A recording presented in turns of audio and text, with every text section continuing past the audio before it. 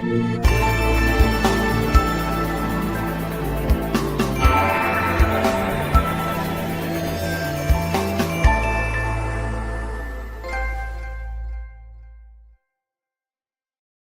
longer greatness has arrived. Welcome to episode 431 of the Trophy Room, a PlayStation podcast made by the players for the players. I'm your host, Joseph, aka Mr. Badbit, and it is here where we chat about the latest and greatest in all things PlayStation each and every week.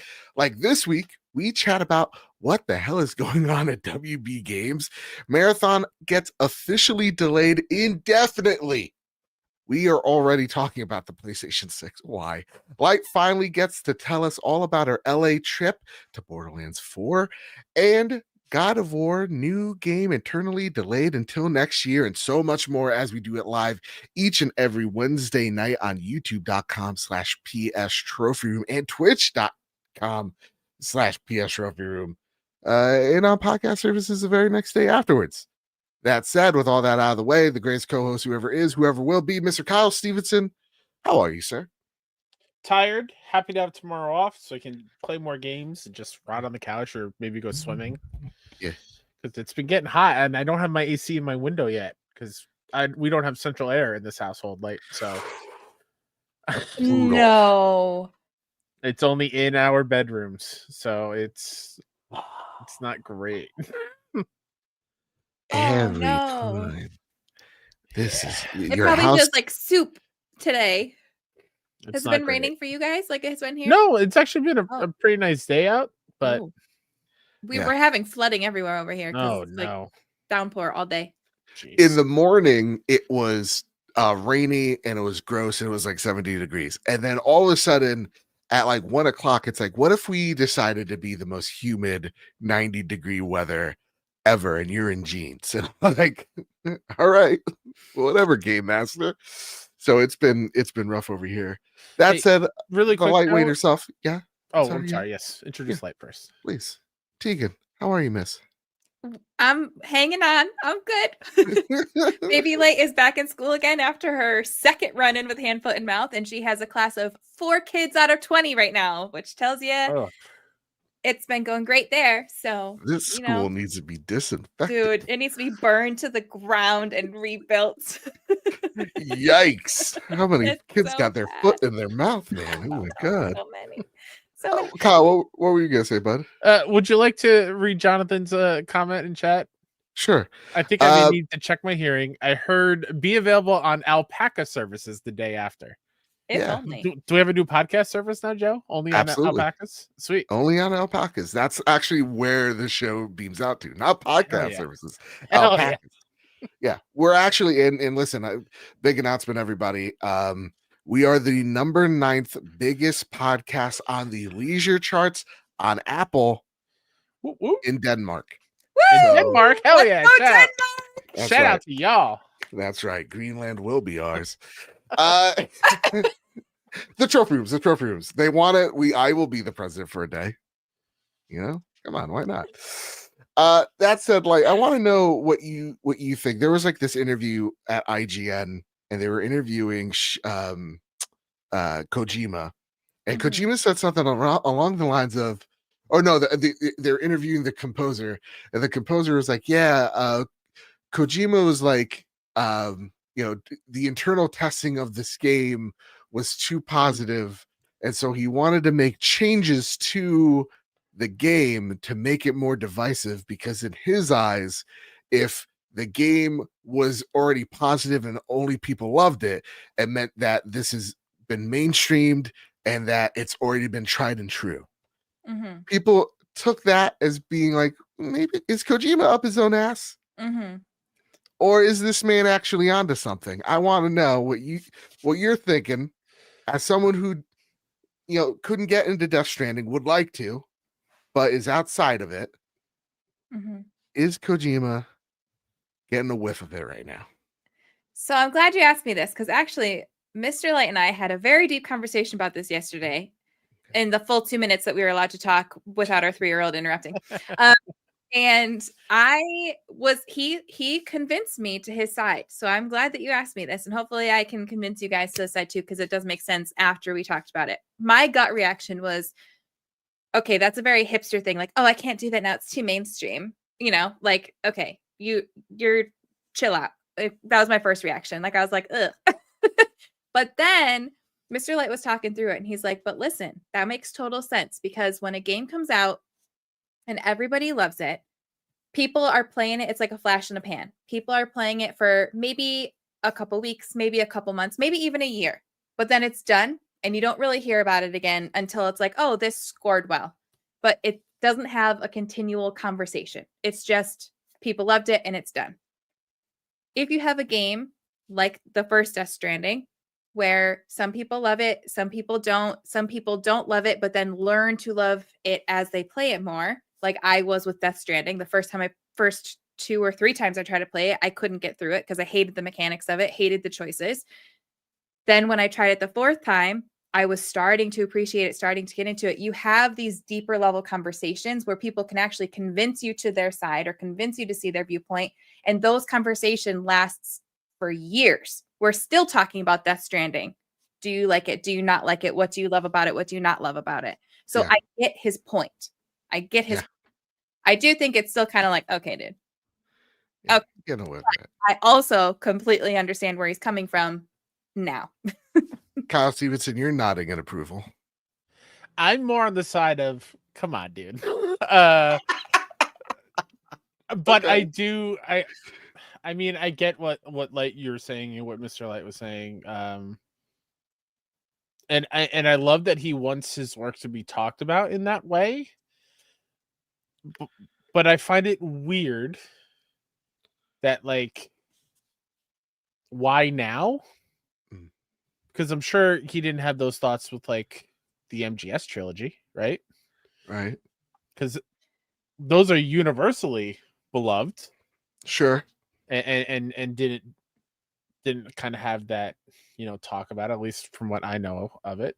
I just find it very, very funny. He's like, you know what, this is too good. Let me change some things. It very much feels like somebody who is well established, knows they're well established, knows that they can afford to take those risks. Sure, yeah. And as somebody who is very cocky, I'm not going to say that's a bad thing, but it very much reads as like, everybody knows who I am, so we can afford to have these conversations and we can afford to have people not love it and debate about it. Yeah. Like he knows he's so popular, he really doesn't give a shit what you think. That type of vibe. Yeah. Yeah. I feel like a lot of artists, and again, this is not a criticism, it's just, I don't know, something an observation. an observation. Thank you. That's the word I'm looking for. I feel like a lot of artists get that way, whether it be authors or painters or musicians or whatever the case may be. They get to a certain point, a certain level where they're just like, it's not for the masses. It's for the people who understand it. You know what I mean? Yeah. Yeah, no, I mean, I get that because, like, every time, like, if I make, like, a political post or something, people are like, you should think about your brand. I go, I think you should just mind your fucking business. And my brand's doing just fine, you know? I think part of it is definitely, I'm on a little bit of both of your sides. Because, like, on one hand, it's like, yeah, he's just, first, the angle I don't think anybody's taking, which is like, this is a quote being translated, and these are the words that the translator is finding to explain what he's trying to say. And the other thing is a little bit of like, yeah, this is a guy that he's been through the ringer, doesn't really care what anybody thinks. It's about what his creation is and about how his method of creation. So like it's kind of him just getting in the weeds with you in a kind of posh way.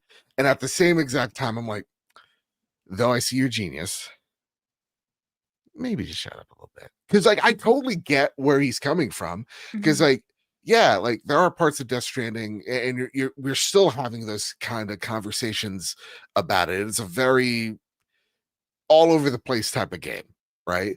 It's kind of like when we have the conversations about The Last of Us Part 2. Oh, does it hold up? Does it hold up to the weight of The Last of Us Part 1, this, that, the other thing? And I'm like, well, we're talking about it right now. So you tell me, right?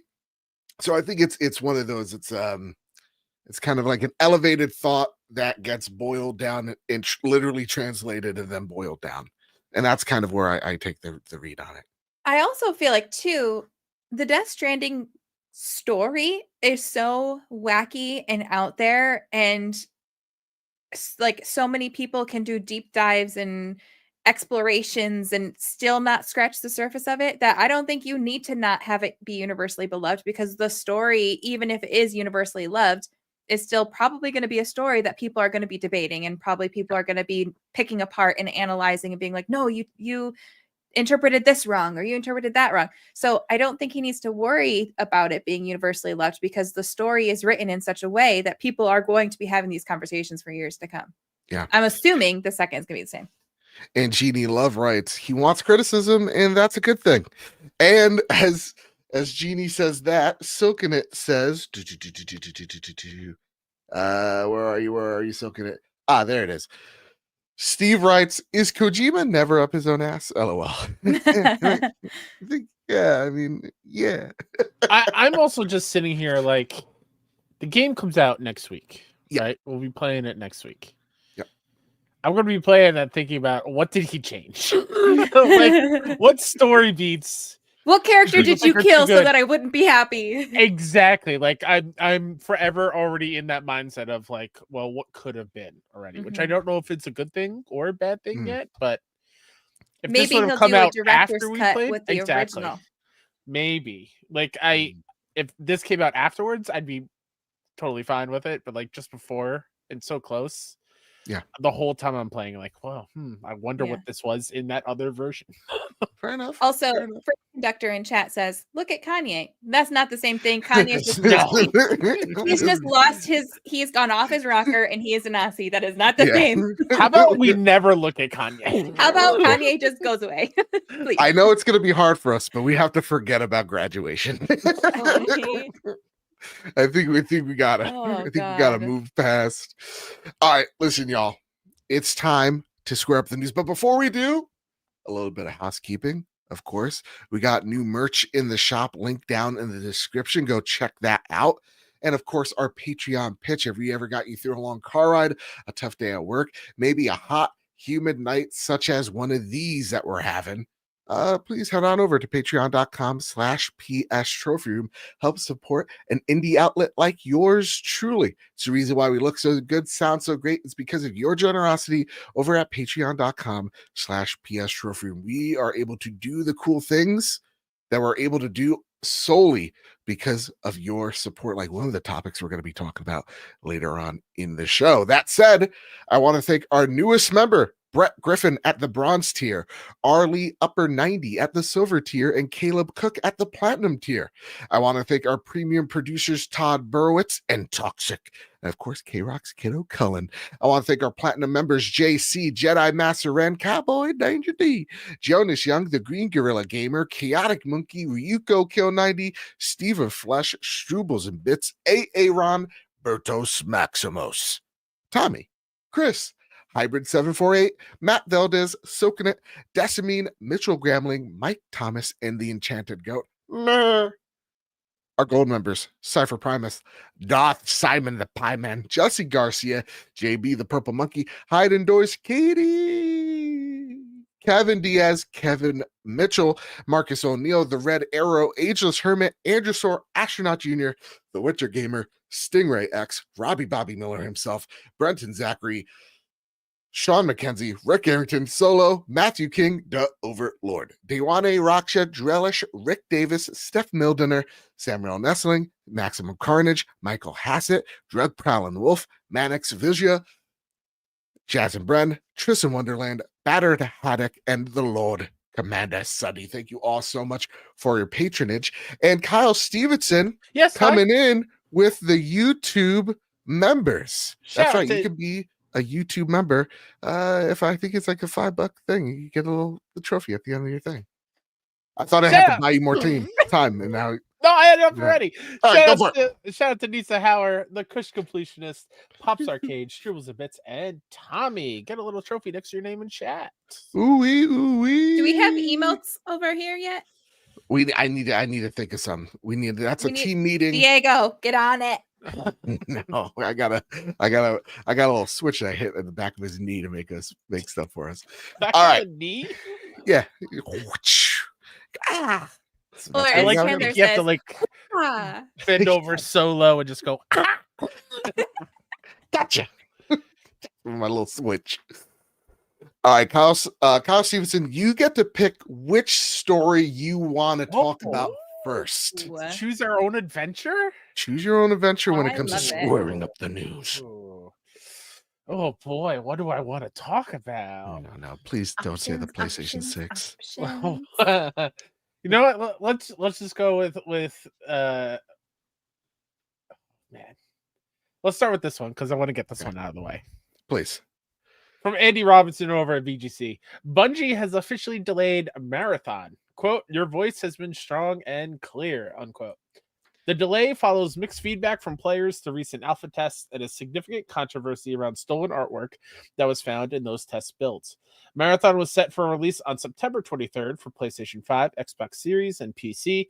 Bungie had confirmed that the game would be a quote-unquote premium product, though the studio is yet to confirm a price. Quote, through every comment and real-time conversation on social media and Discord, your voice has been strong and clear, Bungie's statement reads. We've taken this to heart, and we know we need more time to craft Marathon into the game that truly reflects your passion. After much discussion with our dev team, we made the decision to delay the September 23rd release. The alpha test created an opportunity for us to calibrate and focus the game on what will make it uniquely compelling. Survival under pressure, mystery and lore around every corner, raid-like endgame challenges, and Bungie's genre-defining first-person shooter combat. We're using this time to empower the team to create the intense, high-stakes experience that a title like Marathon is built around. This means deepening the relationship between the developers and the game's most important voices, our players. Over the next few months, we'll continue closed testing, including participants from the alpha, to deploy gameplay updates and test new features as they come online, end quote. Bungie's statements goes on to highlight the areas of Marathon that it will be focusing on with its additional development time. That includes improving the survival gameplay by adding better AI, more rewarding runs, and more strategic combat. It also says it plans to quote-unquote double down on the Marathon universe with improved visuals, more narrative storytelling, and a darker tone, and it will add more social experiences to the game, including a better experience for solo/duos and proximity chat. Quote, you'll hear from us again later this fall when we can share the progress we've made alongside the game's new release date, it said. Thank you again for your patience and, much more importantly, your passion. Your continued feedback will help us make Marathon the incredible gaming experience we all know it can be, end quote. Marathon's slip is the latest in a long line of setbacks for PlayStation's live service efforts. Last year, it infamously launched and then quickly canceled online shooter Concord. Earlier this year, Sony canceled more live service games in development at Bend Studio and Bluepoint Games, the latter reportedly being a live service God of War title. Last month, the CEO of Fair Game Studio, Haven, left the company. Ooh-wee. This is...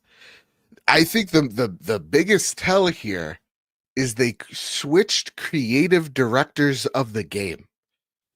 That does not scream confidence in what they were cooking beforehand. So I send this over to you, Light. I know you have no interest in this game. You're not a multiplayer girly in the slightest. When you read all of this, what is your first initial thoughts on everything? Okay, just listen. I got tired mom brain, so you gotta remind me. This was the one where there was plagiarism with the artwork, correct? Yes. So what do you mean we're taking your feedback to heart? You got caught. What do you mean you're taking feedback to heart? You're not taking feedback to heart. You got caught. Got. You got caught. What are you talking about? That annoyed me. No, I mean, in real talk, they're like, we're going to reevaluate the art and the story, and we're going to give it a deeper, darker tone.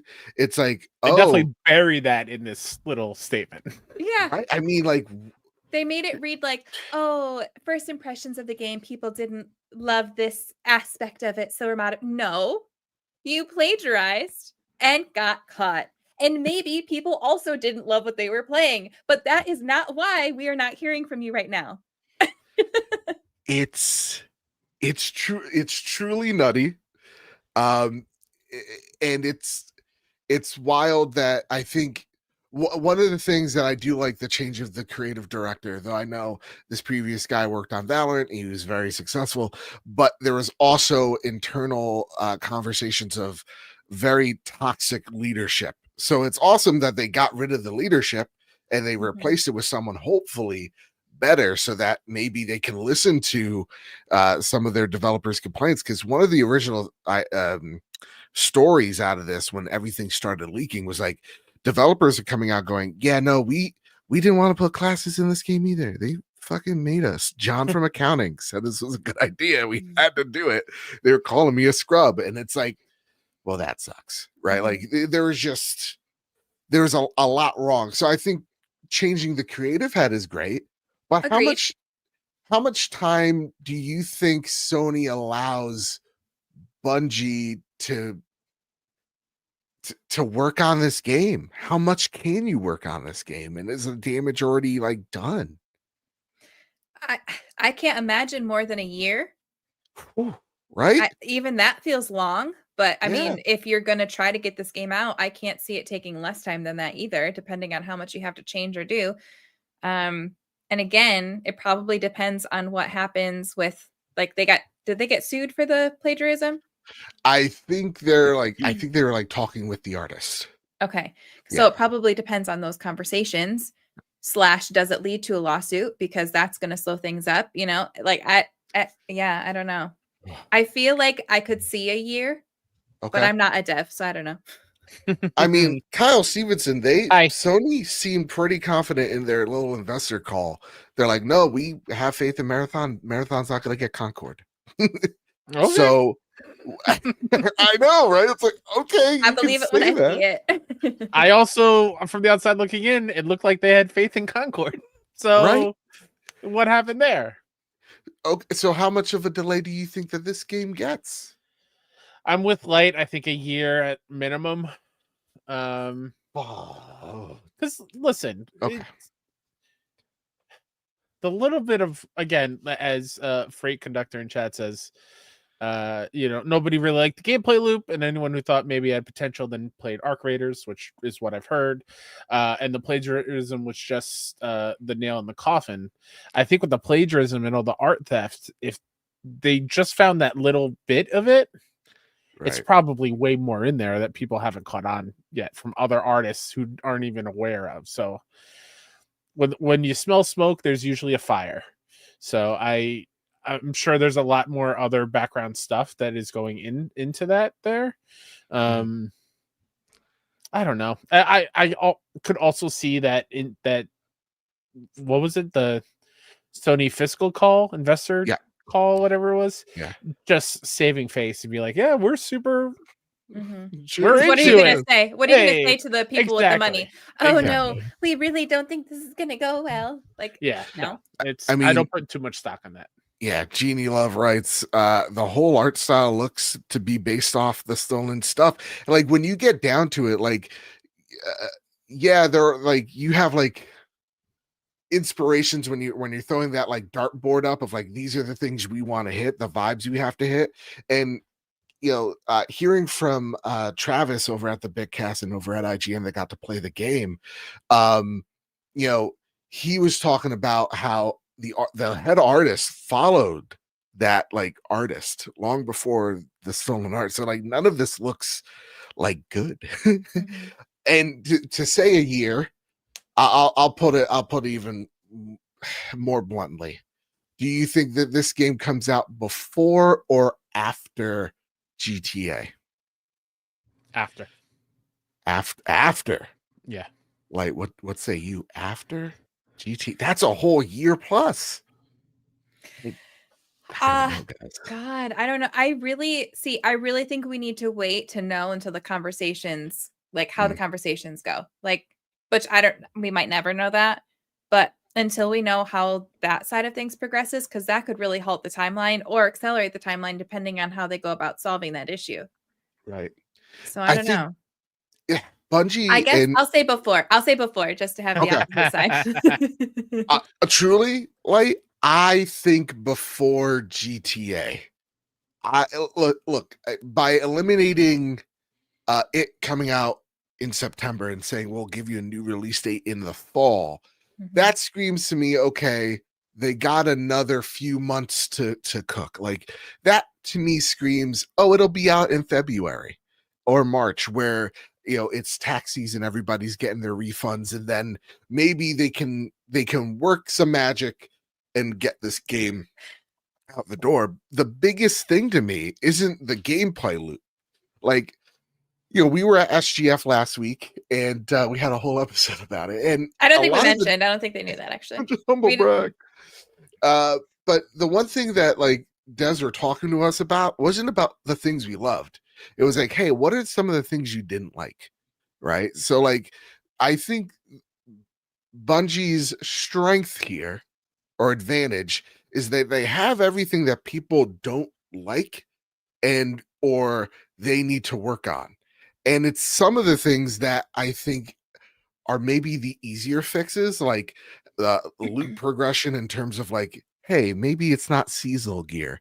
Hey, maybe we put these what is it, like storage based systems in the map so we can store gear and we don't automatically lose everything when we die. Like there's some like safeguard here for new players and existing ones. So like there are some things where they could put they could do a Fortnite and go, yeah, we got a reboot van in here after Apex Legends did it, or hey, we got a ping system after Apex Legends did it, right? So I think those things are the easier fixes, and as I say that with not knowing nothing, I think the harder fix is the art. I think because now you have to go, hey, art team, yeah, our bad. Go make new art and then put it in this game, and then make renders of it and like change the visual identity of this game to make it look better. Like I think story and gameplay, I think those aren't the hardest things. It's like, hey, make all new assets again. That's gonna be, how do you do that in 10 months? Like that's which is why I say a year plus. And after GTA, because there's no way if they rush it, obviously one, that means they're all crunching, which is horrible. Right. Two, it's going to be a half-baked kind of thing. And three, you want what's best for the devs, you want what's best for this game, and PlayStation wants to make sure this is successful because this seems like the last shot. Because there's fair games too, but like no, it's the last shot. Who knows? They need it to do well, so you got to make sure this is done right. And like for me personally, I think it has a better chance to have longer legs if it's after GTA. Because if it launches before GTA, most general gaming public are going to buy GTA and only have money for GTA beforehand. Yeah. Luke and Shaq. LOL at Fair Games. They're only going to have money for GTA, and it's going to be the biggest game in the world. So you have a better chance of success in my eyes if it launches after GTA. Knowing their luck, they're going to announce a date, and then GTA is going to be like, oh shit, sorry, we got to delay like a little bit longer, as Rockstar does. And then it's going to come out and it's going to be an Oblivion and Expedition 33 situation, but it's not going to hold up like Expedition 33 did. Absolutely not. Yeah. Listen, I think, Sony bought the wrong studio at this point.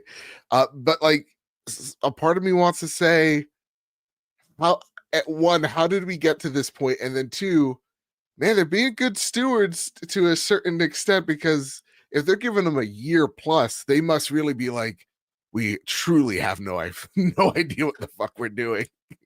Because to me, I think this screams a shorter delay, but ultimately this game will come out. I think, my hopes for Marathon, as I say all that, is very, very slim. I don't think this, after Arc Raiders and then them getting titled as Art Raiders and seeing Tarkov come out, like to me, it was never it's an extraction shooter. It's just like, no, this is unfertile ground that you can put your flag on or plant your flag on. It, to me, I think now that you have a contender such as Arc Raiders that everybody loves, and it's the example of doing it right, and you're the example of doing it wrong, it's like the narrative's already been set. This thing is cooked. So for me, I truly, I think there's so much here for Marathon, too high of a mountain to climb. I do think at the end of the day, I want to know what you guys think, then we'll move on. But like, I think Bungie gets folded into PlayStation Studios, and they just cook whatever Destiny 3 that should have been in the oven. And I always thought at this point in time, Destiny 3 was always in the back burner, and to hear like, nope, truly shocking. So I don't know. What do you guys think? High hopes? Low hopes? No. I wasn't gonna play it anyway, so Yeah. But Yep. like you said, I think unfortunately it just has too much negative press around it at this point. And it's always possible they turn it around. Obviously, we've seen examples of that, games that are really not great at launch, and then they turn out to be absolutely amazing when they've had time to get the fixes out that they need to get out. But there's just a lot of negativity already about this, and it's not even out. That's really hard to recover from.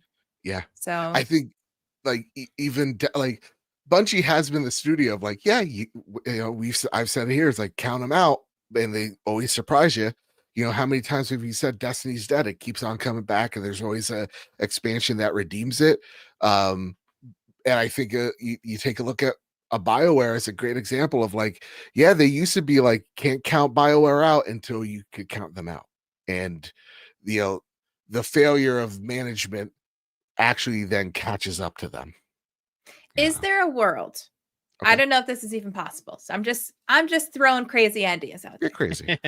Is there a world in which they say, listen, Marathon is canceled, but behind the scenes, they keep everything, like all the building blocks that they have. They just change the art style, but everything else pretty much stays the same besides the feedback that they've taken from people who've played it. And then they slap a different name on it and release it completely fresh.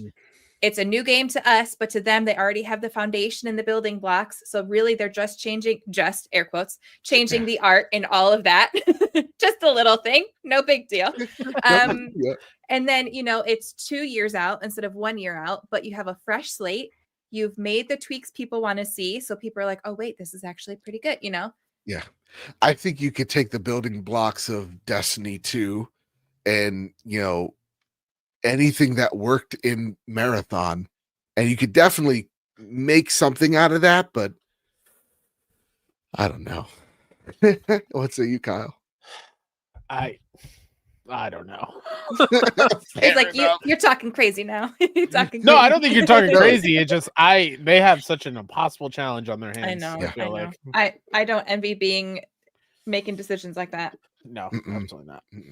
Again, best of luck to the team, but I don't know. That's it, Kyle Stevenson. From one bad acquisition to now we're back in acquisition season.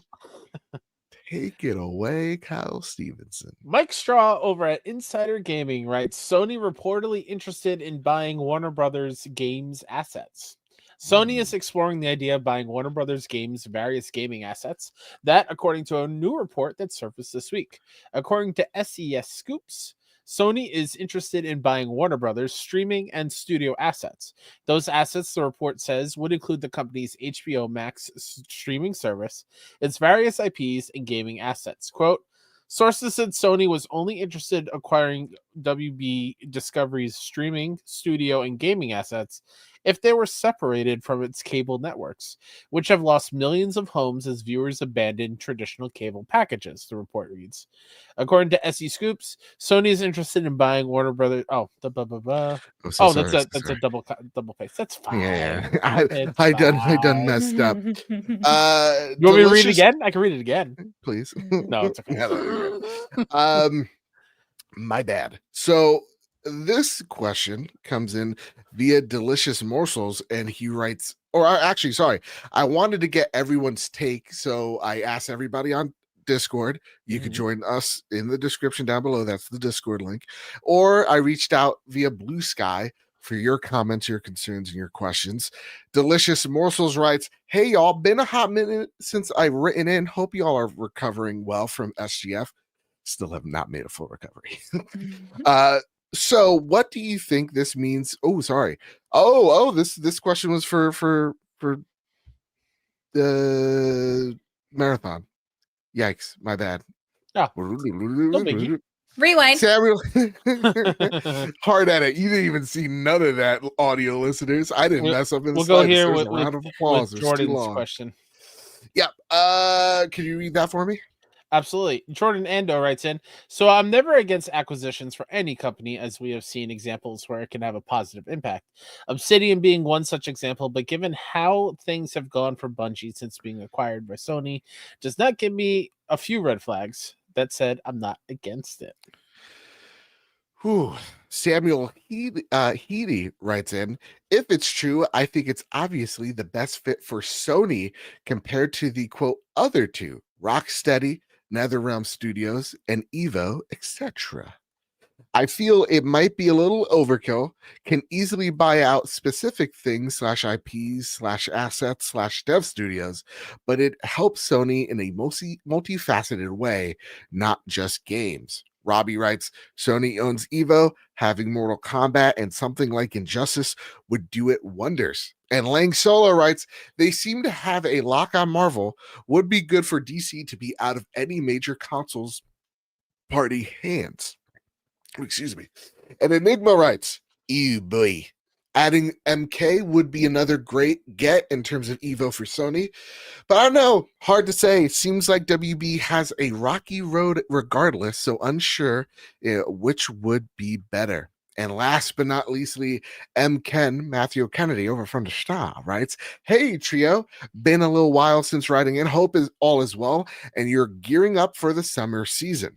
Not necessarily a question, but a comment to your question. I can see Sony browsing through the WB catalog with Sony owning Evo and the fighting it. Ooh, I'm sensing a pattern.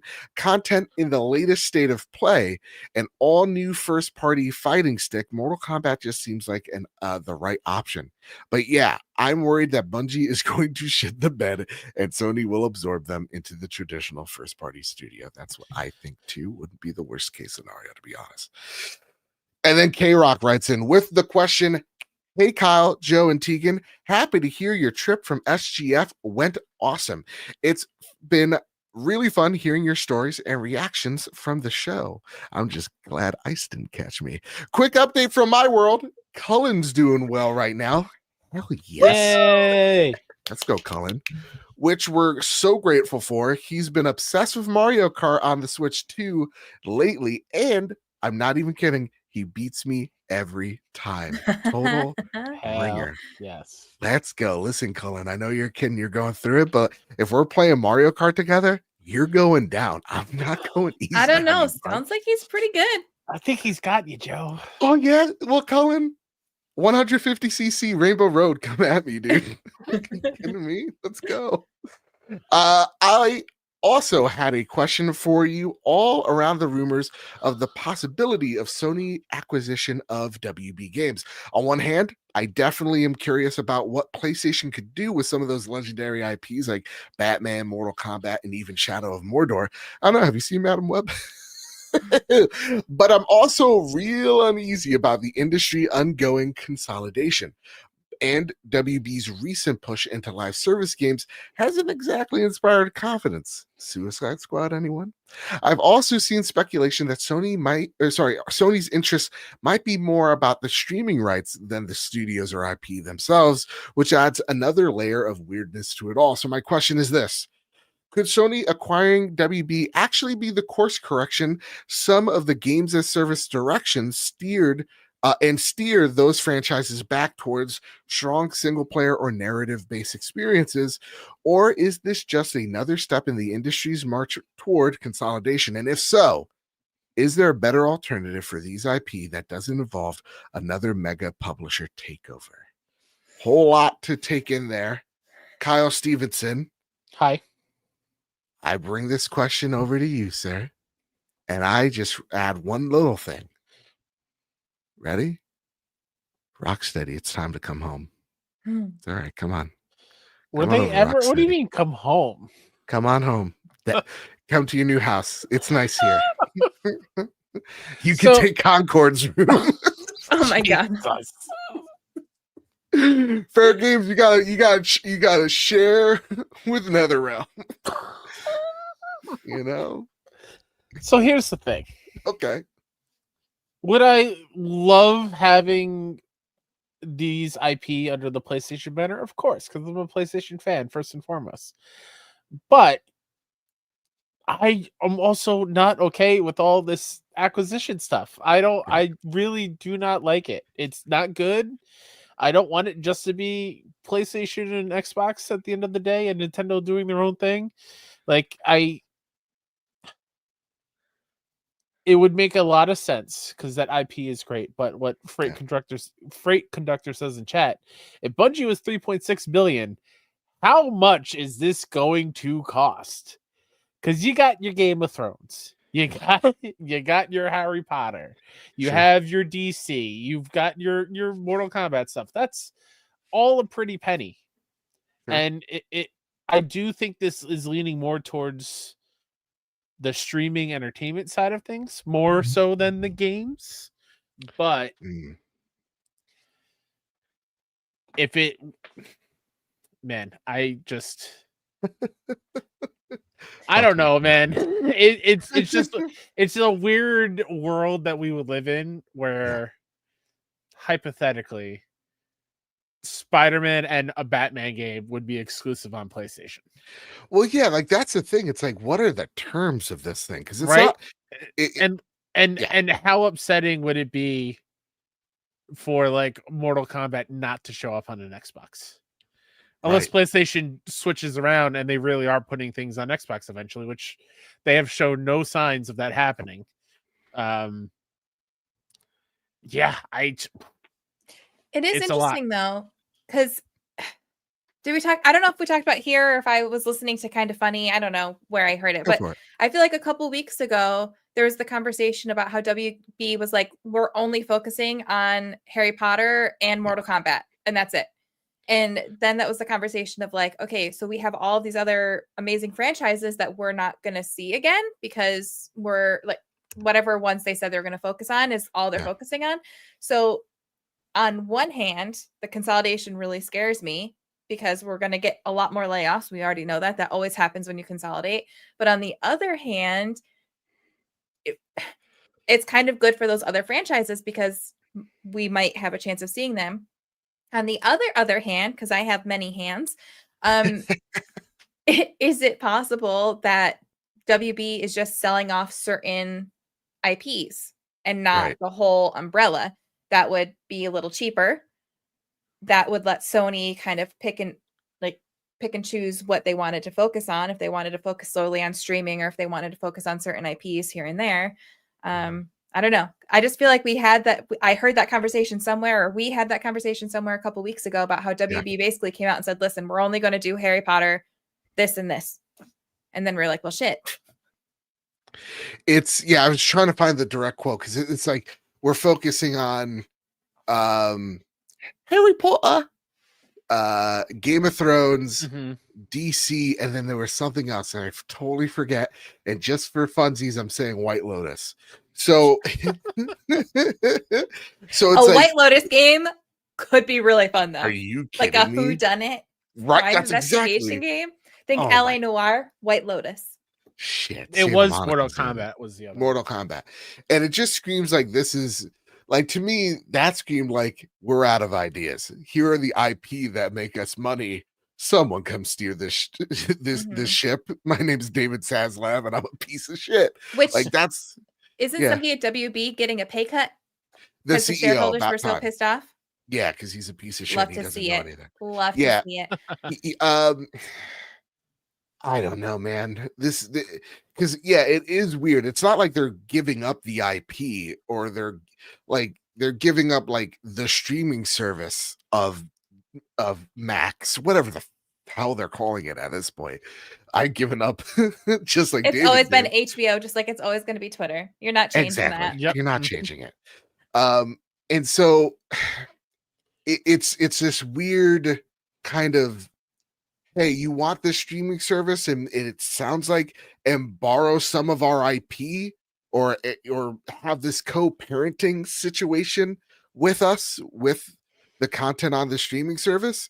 And it seems like, first off, Mike Straw, the original author of this, said, hey, listen, I don't have high hopes of this going through. So this is all hypothetical funsies. But I would say, I think you give them a better shot or a better chance, because we have seen Sony has been shopping around for streaming services. Just last year, they were in talks of buying out Paramount. Like, Sony really does want to get into the streaming service. And when you have something like The Last of Us, or you have a platform you could put, your games that are going to be movies that seemingly are doing, for the most part, hit or miss, but when they hit, they hit. I mean, sure, there's a part that could make sense there, but this whole co-parenting thing, I don't know. It doesn't seem like it makes much sense. In what does, is this kind of like them going, hey, we want the streaming service bit, and then WB coming in, because they've been looking to sell WB games for a minute now, going, whoa, how about this? We sell it for you for X amount, and we'll throw on this games division because we know we got a PlayStation. We partnered with some of you, some of your stuff before. Come on in. Look at NetherRealms sitting right there. Like, is it one of those situations, you think? It could be. It could be one of those things where Sony was like, we want your streaming, and the WB is like, well, we're not going to just sell you that. If you want that, you have to also get this. I don't know. Strange. Kyle Stevenson, you're making all sorts of faces. I just again, I'm trying to do the math in my head. Sure. This has got to be $15 billion. Right? Like, how much is this thing? That's print money. Who cares? It's a tax write-off. Sure. But how much of that money would I don't know, that could have been spent on keeping some of the people at Bend, yeah, right. All these other already first party studios that are getting affected by all these cancellations and whatnot, and delays and blah blah blah. It's weird, and yes, PlayStation has been lucky to have a lot of Marvel games on it, but I still just can't get over the fact that a potential of a lot of Marvel and all of DC will only be on PlayStation. That's crazy. That's crazy. If you want to play a superhero game, come to PlayStation. That's crazy. Nisa Hauer writes, still don't want them to buy it because they could put walls up on their games, or will put walls up on their games. I mean, it could be that type of situation. And let's think about it, PlayStation fans, before we go, let's do it. Because that'll be a great fight that I could have with some rando on Twitter. Let's think about it. Do we really want this? And we're in the console war right now. We're in the console war room. The battle map is laid. Microsoft's literally giving you everything. You have no reason to take Mortal Kombat away because it makes Prince money, right? It's same with Batman, same with Harry Potter. And what do you get by taking those IP away from a console that, let's just be honest with each other, isn't your competition anymore and hasn't been for a while now? What do we get by someone else not being able to play the next Mortal Kombat? I don't see it. And on the other hand, go for it. Sorry, just to chime in real quick, especially because they're looking for all the extra add-on stuff that they can sell you, those extra skins, those extra this, those extra. You're gonna do a lot more of that if you're also having your game on Xbox. Right. I mean, and that said, take a look at the Activision Blizzard transaction. History has showed us when you make a purchase that big, you want to see more and more returns of that thing. So I think Freight Conductor said it perfectly here. That conversation of games going day and date onto PC, I know the Sony fanboys hate it. They loathe that idea. Well, brethren, gather your shields and your armor. That's gonna come. right? Well, you would have to assume that something has to give, because at that point it's not, oh, how do we make PlayStation more valuable? It's, hey, if we're spending $20 billion on this, how do we get 40? Kyle Stevenson, you raise your hand in the war room. I can't believe it took General. me this long to think about. Am I a general in this You console General war? Stevenson. I don't want to be a general. Just Light's a be Grand like, Admiral. sweet. That's awesome.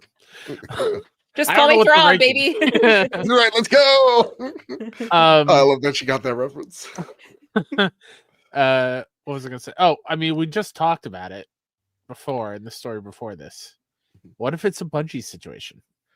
Exactly. And they buy the where it's technically under PlayStation, but Bungie still puts out their stuff everywhere, Sure. including Xbox. Yeah. I'd be more okay with that, but that still comes with many other questions and concerns. And then how does that work with Xbox now partnering with AMD and all that stuff? Because are we going to get PC games over on the Xbox side with their handheld and stuff? So it's not going to matter anyways, because PlayStation can try to keep it off, but then it's going to be over on Xbox. It just the lines of this war. The console war is done, people. It's Get over. over it. It's just gotten blurred. Over it. Okay, this is Jason Bourne territory. All right, we got to find out who. Somebody play the what was it? Robin Thicke's Blurred Lines. Somebody play that song. That's what's going on right here. Yeah. I don't know. At the end of the day, I don't want this to happen, because again, like PlayStation already, if I were to take a swing here, I bet the vast majority of sales of Mortal Kombat go to PlayStation, then PC, then Xbox. If I had to take a swing, most of these games sell probably majority on PlayStation. So like, what's the true advantage of making these games exclusive? It just doesn't make any sense to me. Or not even making these, just purchasing them. It's like, 60% of sales go to you when it comes to like making the next Harry Potter game. Like, then who cares? I don't know. Also, why can't Sony just make their own streaming platform? Well, I think they tried. Oh, well then, there you go. Yeah, everyone else is making their own streaming platform. Why can't you? No. We need consolidating there. I'm gonna be real. It's too much. Didn't shit. they have that show Power or Powers? Powers, I think. Yeah, it was a Sony streaming thing. I don't know. Thingy. You want to talk about the next story so we could talk about Borderlands 4? I don't want to talk about it because that means we're already talking about the next console, and I don't love it. Jordan Midler at VGC writes, PlayStation 6. Oh, that's right, everybody. PlayStation 6. Sony says future platforms top of mind, exploring new and enhanced ways to play. See, Joe's fed up. He left. Sony Interactive Entertainment's new president and CEO, Hideaki Nishino, was asked during a business segment meeting about the future of PlayStation console hardware and whether it could be superseded by cloud gaming.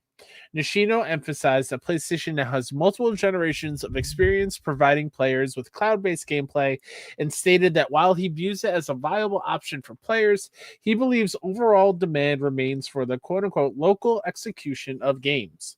Quote, cloud streaming is progressing well from a technical standpoint, as we have demonstrated with our offerings, but end-to-end network stability is not in our control, Nishino said, and the higher cost per playtime compared to the traditional console model remains a challenge.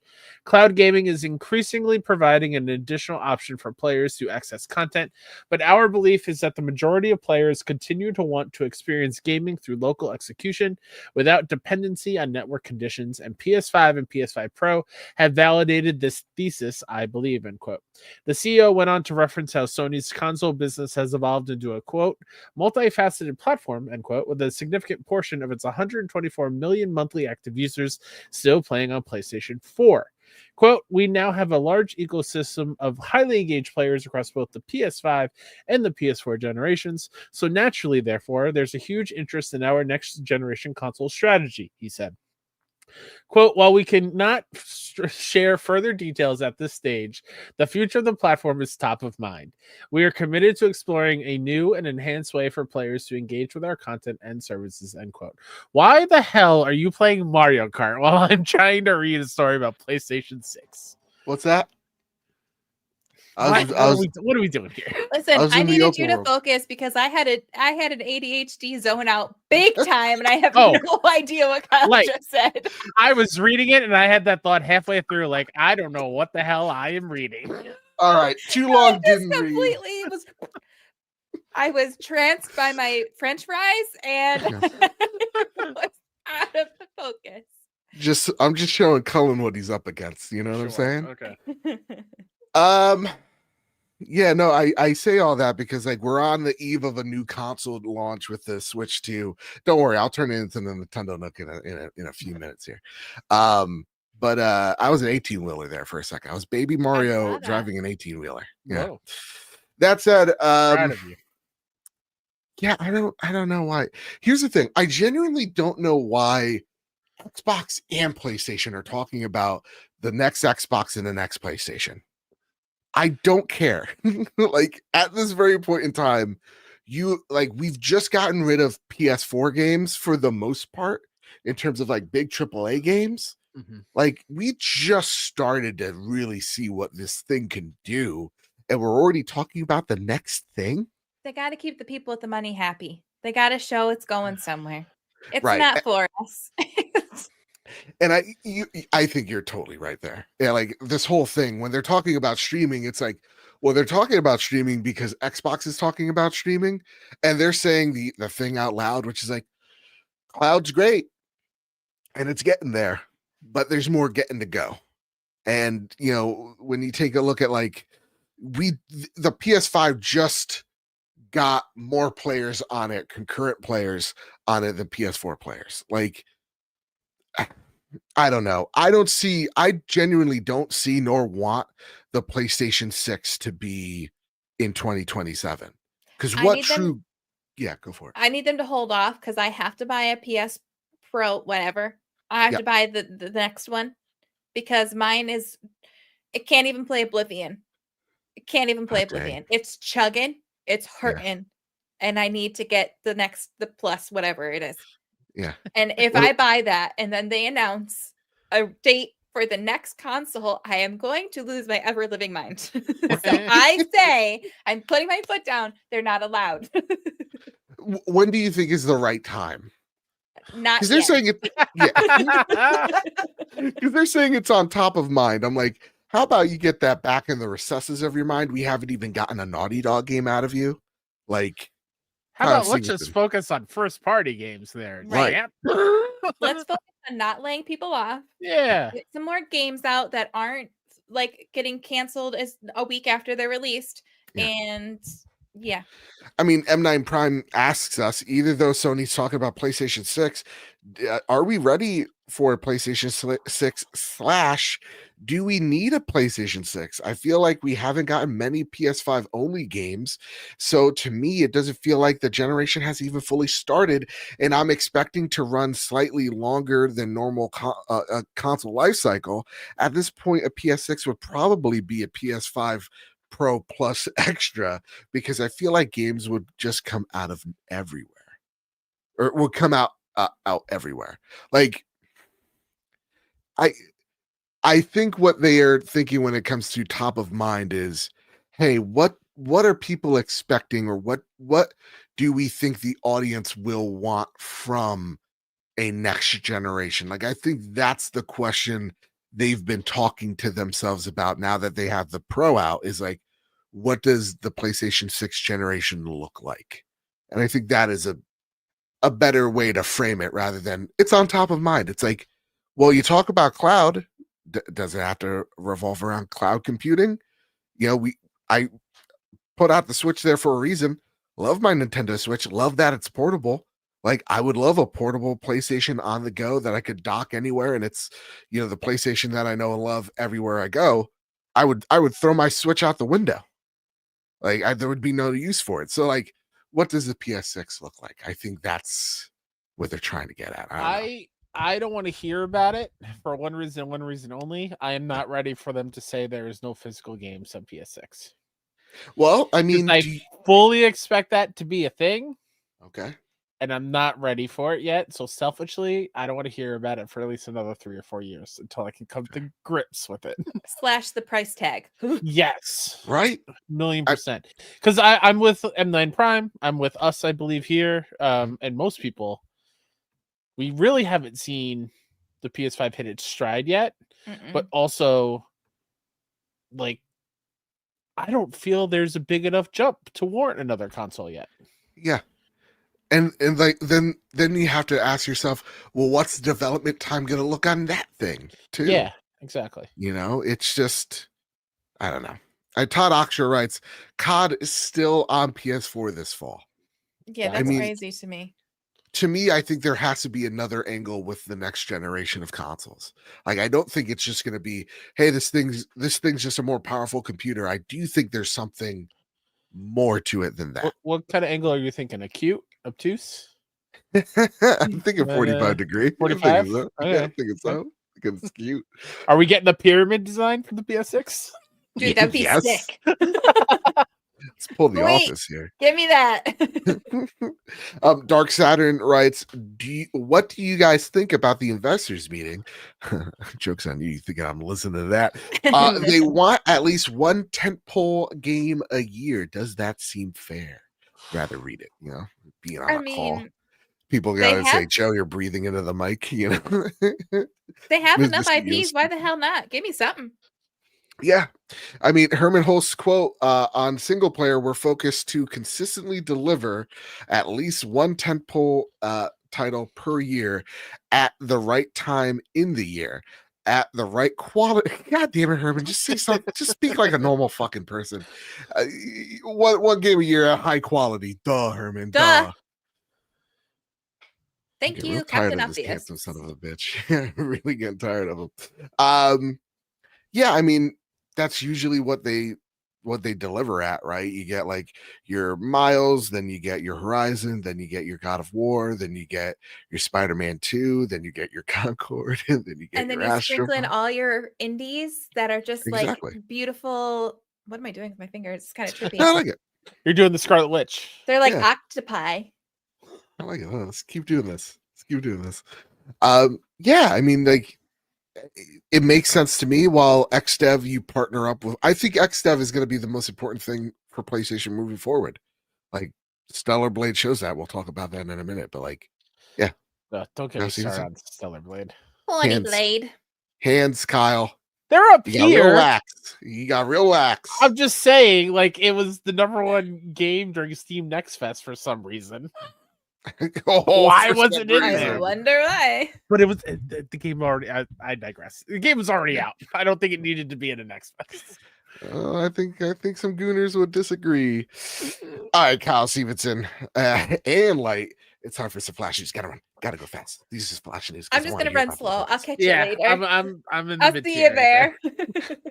Catch up. Save me a seat. Hey, Kyle Stevenson, remember that Greek God of War game that you put on your Fancy Critic? Sure did. Well, suck some eggs, dude, because that game's been pushed back to 2026. It's been claimed. This comes from Mike Straw again over at Insider Gaming. During the latest episode of The Last of the Nintendogs on June 17th, journalist Jeff Grubb made the revelation during a segment talking about types of games that could possibly come to the Switch 2 down the line. Is, quote, I have Marathon and an unannounced new God of War Greek project, which I heard was pushed to 2026, Grubb said. It's worth mentioning that the new God of War game had yet to been officially announced by PlayStation. That said, it's can still see its release delayed even internally. This was going to be the Metroidvania-esque style God of War game. Kyle Stevenson.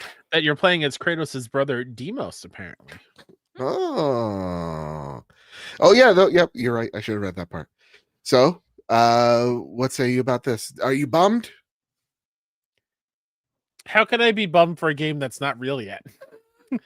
All right. This guy with a smart aleck comment. Hey, no, I'm being serious. Like, no. I'm going over the Light now. You're rude.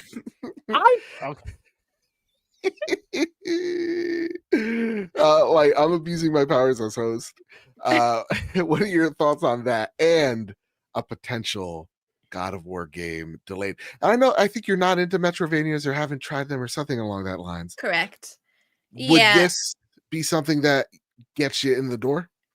I mean, maybe because I played, not that it's a Metroidvania, but I played Valhalla. Yeah, roguelike. Yeah. A roguelite, which is those are not normally my thing. And I did play that and I did have fun with it. So maybe this is, the gateway drug to get me into them.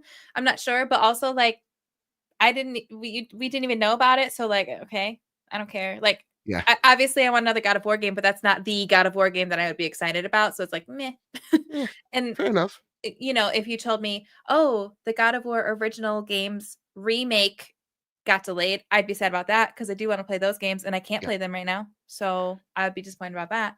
But this, I'm like, I'll try it because I love God of War, but I don't really care that it's delayed. That's fair fine. enough. All right, Kyle, have you cooled off yet, bud?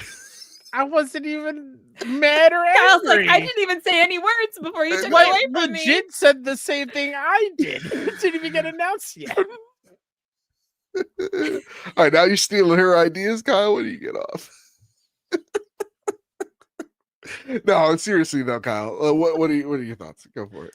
I told you it's not real. I can't get excited for it yet. No, it's just like I think the Metroidvania, as a major Metroidvania fan, I'm super excited for it. Again, though, with like it's not the God of War game I want. Sure, I'll still play it. I'll probably still really, really like it, but I just wish PlayStation would just talk to us a little bit more. Because in what worlds it's almost, believe it or not, almost the end of July or June. It's almost July.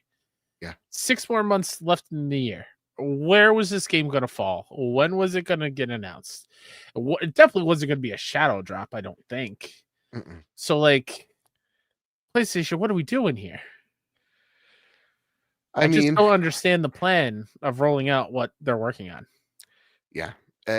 I think this is more of the cogs of the machine have been gunked up by Jimbo and pals over the last like PlayStation, I guess for lack of better words, administration of just like trying to get all these live service and games and service games out and them having to retreat from that plan. And so, yeah, this here being pushed back, I think it's a smaller project, so it makes sense. But yeah, I'm not bummed either. It's just like haven't seen it yet, can't really react to it until I see it, Just a quick little bit of news. Beat Saber is ending its support for PS5, PS4, PSVR, PSVR 2 starting in June 2025. No new content after this month. Multiplayer no longer available after January 21st, 2026. Game will still be available to purchase. So PlayStation VR fans, it's been a rough one out there for us. Real rough run. This one is like, to me, the nail. And I think this is like very much everybody go get yourself a Meta Quest because they're not supporting this thing. All right, Kyle Stevenson. Hey, would you mind reading this one for me real fast here, Kyle? Because I know I'm going to mess it up. Why should he after you cut it away from him? Seriously, now you want me to talk? All right. Now you want to hear his revolt. There's been a revolt. His sultry vocals. That's right. I think you forget that Light and I are also co-hosts. It's not you and us. We're all three of us here on equal pedestals, sir. No, don't put me up equal with you guys. I am below, and no, I am. You absolutely are not. I just show up. I do not deserve to be on equal pedestals. Sammy Barker over at Push Square writes, PS5's Ghost of Yotei features some kind of foraging system. Sucker Punch confirms. Ghost of Yotei will apparently see players gathering natural resources on their travels, which immediately raises questions about certain gameplay systems. This cheeky little detail is touched upon in a new PlayStation blog post from Sucker Punch's Nate Fox. In it, the Yotei director writes about the developer's research visit to Japan, which saw the team delve into, is it Ainu culture and practices? I'm so sorry. During the trip, Ainu cultural advisor Yukiko Kazawa was on hand to introduce Fox and the gang to foraging, the act of collecting plants and vegetables from their immediate surroundings. As it turns out, the team was so taken by the process that they decided there and then to incorporate foraging into Ghosts of Yotei. Fox doesn't go into any real depth, but the inclusion of resource gathering immediately suggests that the game's open world could be more interactive than Ghost of Tsushima's. Quote, the group of us traveled up a nearby mountain and got to know each other while foraging for vegetables. That sounds wild. It was great. All of us from Sucker Punch stopped taking pictures and got our hands dirty. We started really looking at the plants beneath our feet, writes Fox. It was a lovely way to make new friends and start our journey in learning about Ainu culture. That night we resolved to put foraging into our new game. We wanted players to be able to share the experience we were lucky enough to have experienced, unquote. Just say you put cooking in the game. You know? It's the Legend of Zelda Breath of the Wild. You forage, you can find some mushrooms, throw them in a pot, cook the pot. It's No? also a little Horizon, too, right? Like you're Mm. gathering and foraging True. materials as you're going through. Yeah. Sure. Cool beans. This is a Yeah. cute little, neat little update. We'll see more in July. For the love of God, let me see this game Yeah. in action in July. Yeah. All right. 3 more little bits of news here. From Deadline, Aaron Guzikowski from Raised by Wolves has signed to write the screenplay for an adult-targeted animated feature inspired by Kojima's hit live-action adventure video game, Death Stranding. So he's not just getting one game, he's getting 2. And one is an anime. So pretty cool. And then, gang, this one's just for us, revealing the US and Canada tour dates for PlayStation The Concert. Tickets begin on sale on June 20th, with US pre-sale starting tomorrow, which is actually right now as of recording. With the code, you're going to have to look it up because we're going to try to get tickets right now. So it's the fight for the fittest here. So US and Canada tour dates have been revealed. Madison Square Garden, October 11th. Let's freaking go. Can I go buy these tickies for us? Sure. Yeah. All right, I fair enough. texted you before. If we had the funds, go for it. Yes. I'm down. I want to go. I I want to go. I think this would be a really cool Patreon thing, to be honest. Like, we kind of vlog our experience, blog it. Like, I think that would be real fun. Yeah. Also, I'm not like Joe. I'll tell you the code right now. PSTC25. Let's not gatekeep the code. Go get your tickets. Dang it. Not everyone lives near us, Joe. There are other cities out there. Like all of the people in Denmark. Yeah, dude. You're right. How can I forget the great city of cities in Really? Denmark? Copenhagen. Copenhagen, or Ratters, or my personal favorite, Kolding, because that one I think I can pronounce. I looked at that list, my eyes got cross-eyed. Thank you, Denmark. Awesome, great. All right, I'll lock in the tickets tonight. Let's do this. And then lastly, from the ones that I've added here, I found out that a whole nation has The been Fire gooning. Nation? No. More like the People's Republic of China. Big gooners over there. And let me explain. Stellar Blade has reached 3 million copies sold, as 1 million copies have been sold on Steam in the first opening days of release, coupled with the highest concurrent single-player published game from PlayStation on Steam, with well over 198,000 people gooning to their heart's content concurrently. That's contributed, this comes from Daniel Ahmed, to the massive turnout from the Chinese players whose pants have hit their ankles in droves. That's what I Jesus. wrote in there. What? They're Joseph. gooning over there. Hands up. That's what I wrote. What Come were you on. doing while you were writing that? I wasn't gooning. Oh my lord. no. It wasn't gooning. And they're also like, listen, we're not going to take down any mods. They know their audience. They're like, what's the game that's out? Goon to your heart's content. Apparently, this was a pretty big partnership with PlayStation. This is their first game via XDev that they're actually self-publishing as well. So, on another platform. So, pretty cool. Pretty cool. Kyle Stevenson thought that would get a bigger laugh and not shocked. So, Kyle Stevenson, what's this one all about right here? You want me to read it for you? Oh, I Yeah. just put in that Bloober Team has announced that they are doing the Silent Hill 1 remake. It's officially in development. Nice. It was part of the Konami Press Start Live showcase, I guess. It was a thing. But Bloober's they're putting in work because they also have Chronos, which was part of the Xbox show, I believe. And now they're going back and remaking the first Silent Hill, which I'm excited for because Silent Hill 2 was awesome. That said, I just want to get back to this gooning thing. Freight Conductor writes 10% of Steam players had 1 of 10 hentai games in their library. I love when I'm explaining a story and I can tell Joe's not listening at all. This is just wild stuff. The heat's hit me, Kyle. I'm so Listen, sorry. Joe, you're probably right with your last sentence. It just took me by surprise. That's all. That's all. It was. It just smacked me in the face out of nowhere. What are your thoughts on this, Kyle Stevenson? You excited going back to Silent Hill 1? Absolutely. It's this remake of 2 was my first time playing the 2. And playing 2 and experiencing that story that I've heard so many people absolutely love and adore. So yeah, I'm into it. Light, are you eager to go back into Silent Hill with the 1 remake? Yes. Maybe. It's one of those things I never want to play it, but when I'm playing it as a stream, I'm having fun, but I don't ever look forward to playing it. I'm a scaredy cat. Yeah. No, this have fun, you two. You haven't played 2 yet, have you? Nope. I think I'm good. I think this Halloween, you need to play it in the dark. Yeah. For content.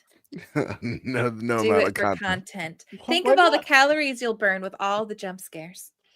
Yeah. All the poop that leaves my body. I'm gonna poop myself on stream. That's what I'm thinking. No, too scary. All right, listen. We've been putting this out for way too long now. Like, you've been able to play and get your hands on Borderlands 4.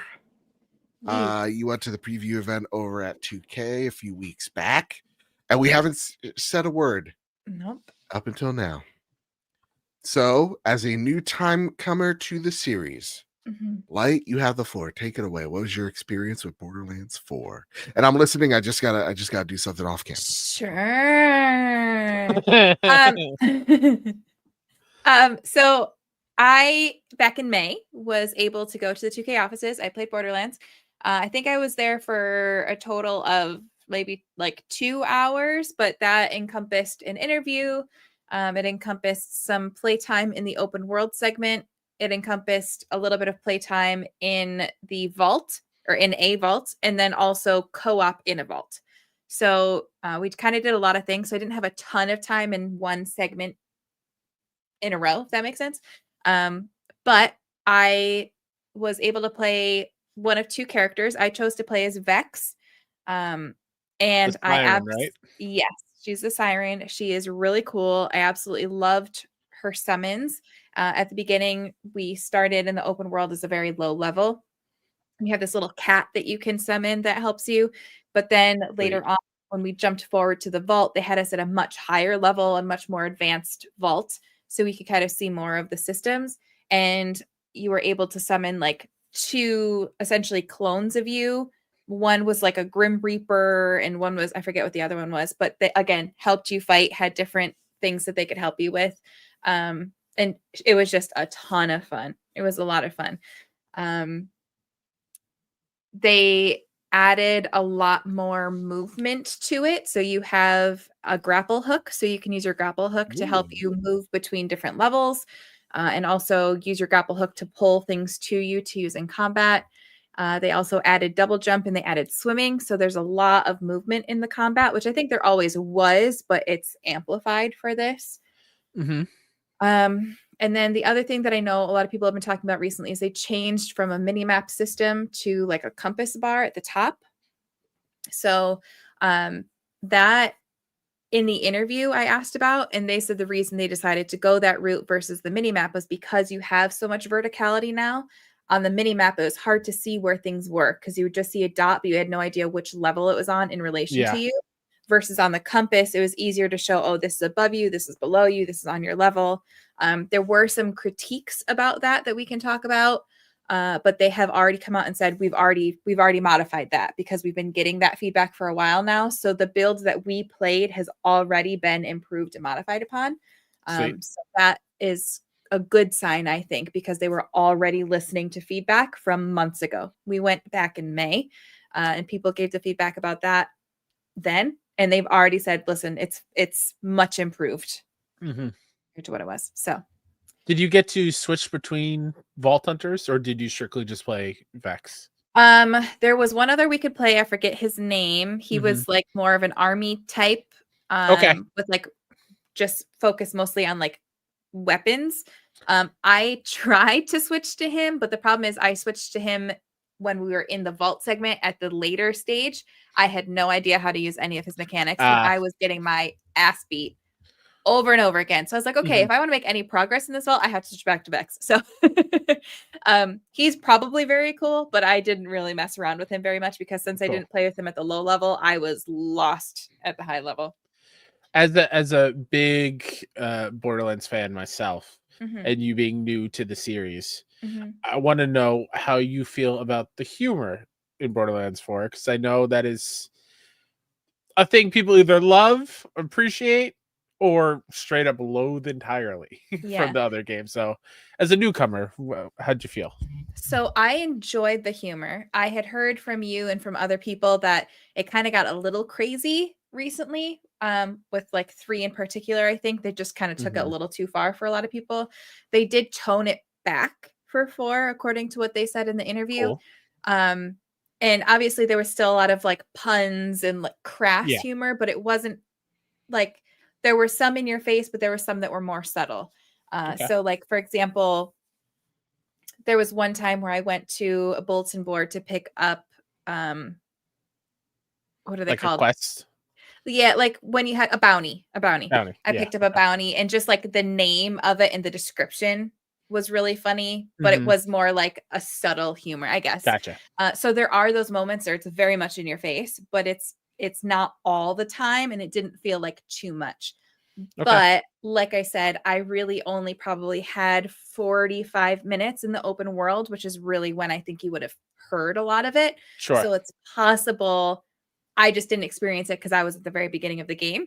So I don't want to say like, oh yeah, they really changed it, because it might not necessarily. But from what I experienced, it was toned down, some in your face, some subtle. It felt pretty balanced, and I was laughing. I thought it was funny. Cool. All right, that's what I was gonna ask you. But actually, like in the vault, it was much more serious of a tone. Besides, I had one. So with your guns, you can change different components from different weapon vendors, and those vendors have like different perks. So if you have like a muzzle from this vendor, it's going to give you a perk versus a muzzle from that vendor. So you can kind of choose like, okay, I want my stock from this vendor, my muzzle from this vendor, my whatever, and you can kind of build and customize your own gun. One of the guns they had built for me in the vault was one where when you reload, you chuck your old gun at the enemy. It goes on the ground and it continues to shoot around for you. And then you spawn a new gun of that type. And that gun talks when you chuck it, almost like Skippy did. And I freaking loved that gun because he was just cracking me up. I forget exactly what his one line was, but like when you threw him down, he always made a comment. And then like when he was shooting, he would make comments. And I thought that was really funny. I really enjoyed that. So, I was gonna ask, like, did you find yourself attached to a certain style of gun? Because like Borderlands, they have the different gun makers who all have their own unique capabilities. Like Maliwan from the past games are really focused on like adding status effects with your guns and whatnot. And you got oh my god, I'm blanking on the explosive dude. But like they each have their own effects. Did you find yourself gravitating to one type of gun while you were playing? And is the loot cool? Because obviously, like Borderlands, did you feel rewarded as you were playing with like new loot all the time? So I didn't. Thank you, chat. Torque was the one I'm thinking of. I didn't mess with like the interchangeable parts on the guns too Sure. much because I really suck at the stats side of games like that. So I didn't mess with it too much, but I did find myself really enjoying that one gun that went on the ground when you reloaded because it just felt like I was doing extra damage. I ran out of ammo, but it was still doing damage for me. And I did early on in the game, I did like the status effects because there was one that was like an acid type and it did a ton of damage that I really relied on because you kind of get that damage over time while you're also shooting. So when I found a gun that I liked, I did stick with it, but I didn't necessarily modify it to always have the modifications that I liked, if that makes sense. And then in terms of loot, when I was in the open world, not necessarily. I didn't really get anything super cool.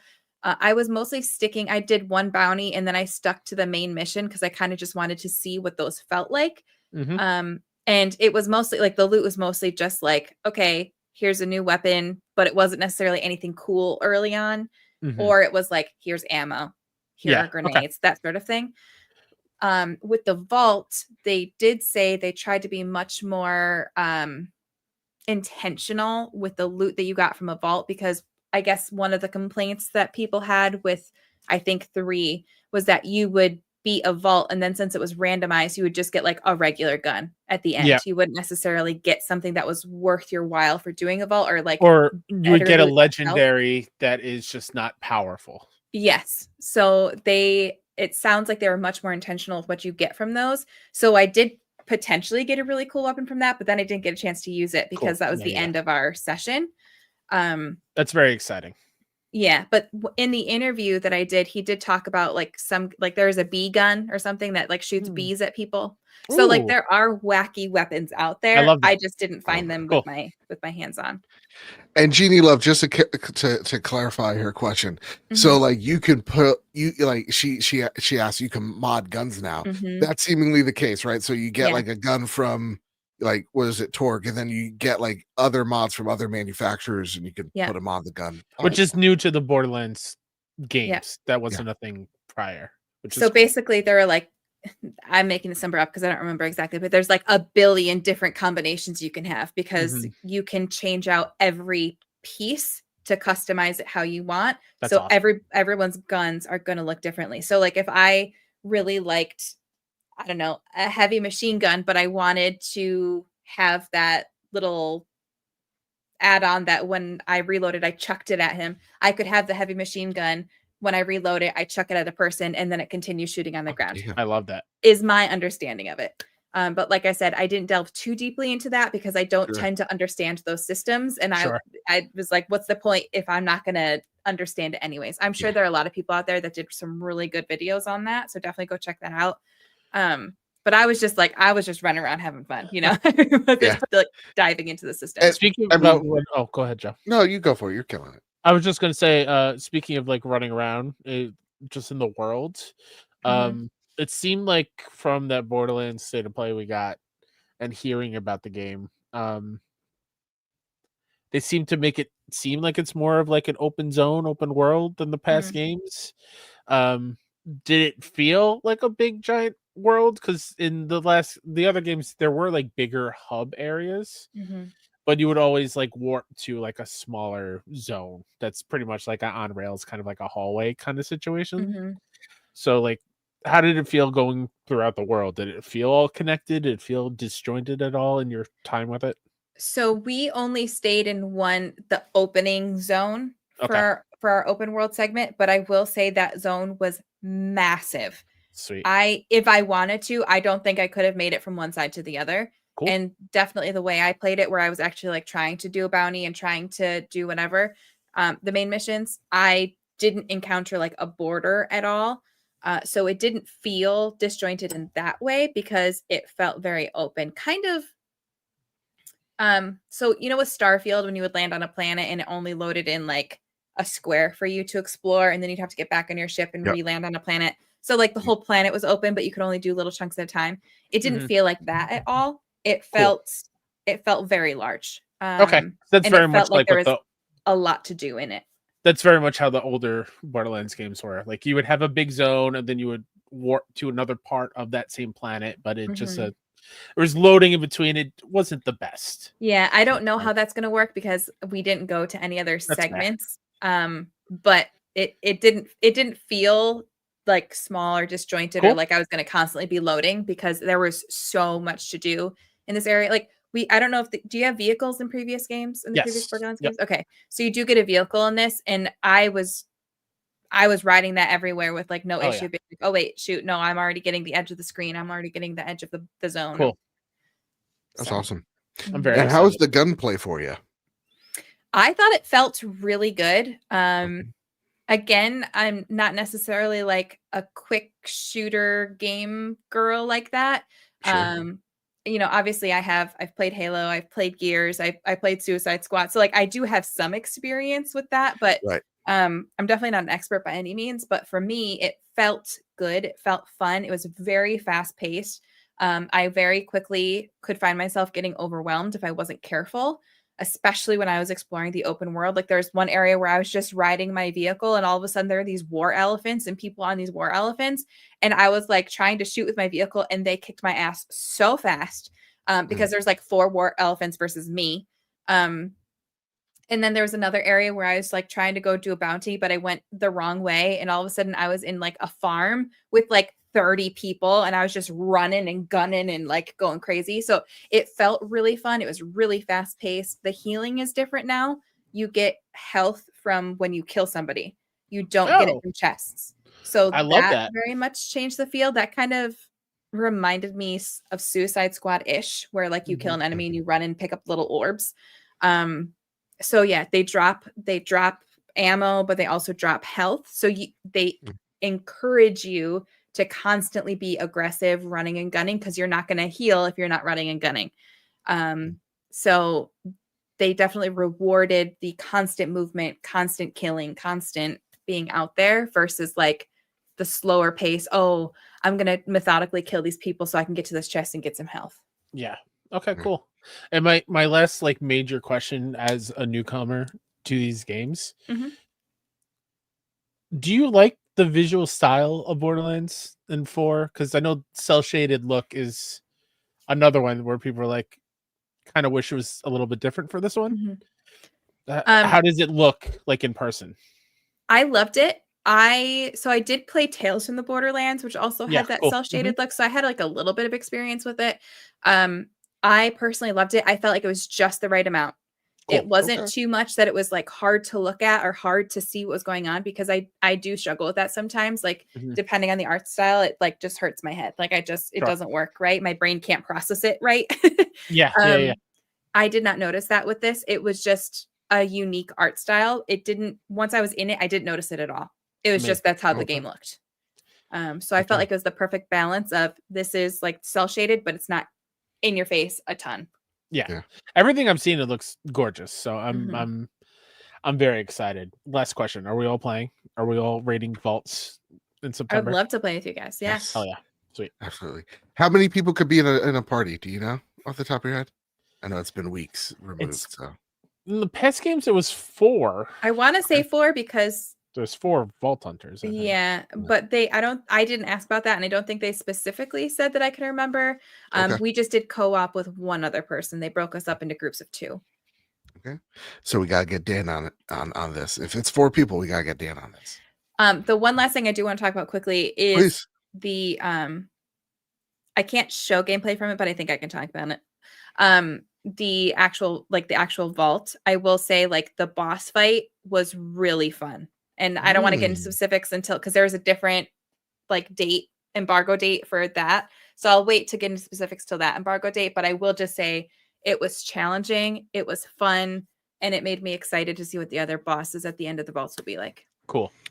So for a social media clip that I will take out and put at this week's episode, your encompassing thoughts on the game, your elevator 2-minute pitch for it. Oh God. Your thoughts, your overall thoughts. I think as a newcomer to the franchise, Borderlands 4 is incredibly accessible, but it also feels like they made sure to balance that with bringing back things and making modifications to things that people from previous games have enjoyed or wanted changed. The gunplay felt really smooth. It was very fast paced. Like I said, I really enjoyed how they had the healing system with the dropping of the health to encourage you to play into that style with the fast pace. I personally did enjoy the compass. I absolutely see the criticisms people had with feeling like it was difficult because there was so much on a small compass versus a mini map. It's more spread out. But I'm excited to see the tweaks that they made for that. I liked it because I liked being able to see the levels and the verticality, because my play style was constantly using my grapple hook to change levels and to pull crates and explosive barrels and toxic barrels and all that stuff to use in my combat. So the compass worked really well for my play style. And overall, it was beautiful. It was fun. And I'm excited to experience more of it. Ooh, Yay. I can't wait. Let's go. And it's not an $80 game, apparently. Yes. Yeah. I like that. Save me some. And for a second, I was going to get really mad at them because I saw that they had a quote unquote collector's edition with the statue that didn't include the game. Mm-hmm. It was one of those, but apparently it was mislabeled by GameStop.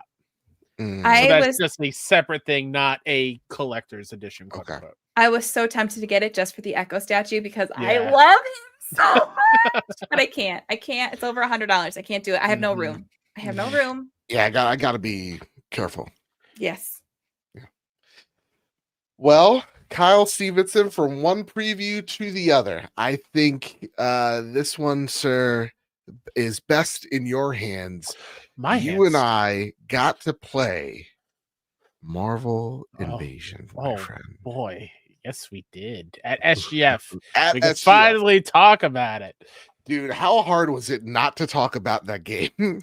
It was kind of difficult for all the wrap ups that we've done, or I've done with 6-1 and then on our show last week. I just wanted to talk about it so bad. Gang, we experienced peak. Kyle, take it away. What's Marvel Invasion and all that jazz? What's So Marvel Cosmic Invasion is from the team of Tribute and Dotemu. They put out the Shredder's Revenge Turtles fighting game a few years ago. They worked on the original Scott Pilgrim game. They announced they're making a new Scott Pilgrim beat 'em up game during SGF. They're very, very busy people. But they just understand that genre like perfectly. They know what makes games fun. They know what makes games accessible and easy to pick up and play. And that's exactly what it did. So I got to play with Mike during our appointment from 6-1. And we just picked up the controllers because we love Shredder's Revenge. We both played Shredder's Revenge together at conventions and then on our own time. And it just felt like coming home. I felt like a kid playing the X-Men arcade game back in the day. It just was so cool how, again, it's wrapped up in a Marvel skin, which is awesome because I do love Marvel a whole lot. And the very fun thing about this one is you pick 2 heroes. So Jeannie in chat saying, why is it She-Hulk? We did not get to play as She-Hulk. She-Hulk was not in that demo, unfortunately. But so you can pick from 2, and at a press of a button, you can switch characters with them, and as they switch, you can do like a combo move as they come in. So it's very cool to chain moves together as you're going across, and they each have like their different synergies. So like Venom is great at swinging around and doing heavy attacks, but he can't really dodge because he's a big guy. So he does more of like, he can block fine, but he's all about power. Whereas Storm, so I did Storm and Venom as my 2. Storm would come in and just do giant area of effects. She could fly. She can air dodge and dodge out of the way. And it was really fun experimenting with when to tag in the other character, when to use one character over the other for certain moments. So like we got to fight against Taskmaster in this demo. Yep. And if anyone's not familiar with that character knows the other hero's moves before they do it. So they know what's coming. So that boss fight was very cool because you had to figure out how to actually do damage to Taskmaster. And I found myself using Storm a whole lot because she had this whole like back dodge thing that you could do. Whereas like Venom, I could not get one hit in as Venom. Mm-hmm. It was like impossible. So it was very fun to kind of figure that out on the fly. And they know that they have to make sure every hero can do it. Like you could beat the game with any of these heroes. Yeah. Because so it is possible with everybody. It just some might be more difficult to go through it than others. And like Venom's ultimate move reminds me of my favorite thing in all of video games, back to the X-Men arcade of Colossus, when he would power up and do this big like aura circle around him and just take out enemies. Venom's thing was very similar. Luke in chat saying as well, Storm's ultimate was awesome and massive, took up the whole screen, lightning bolts everywhere. Yeah, I don't want to take over this whole thing, Joe, but no, please. I was first off, if you could find gameplay, I was struggling. Oh, sure. Yeah.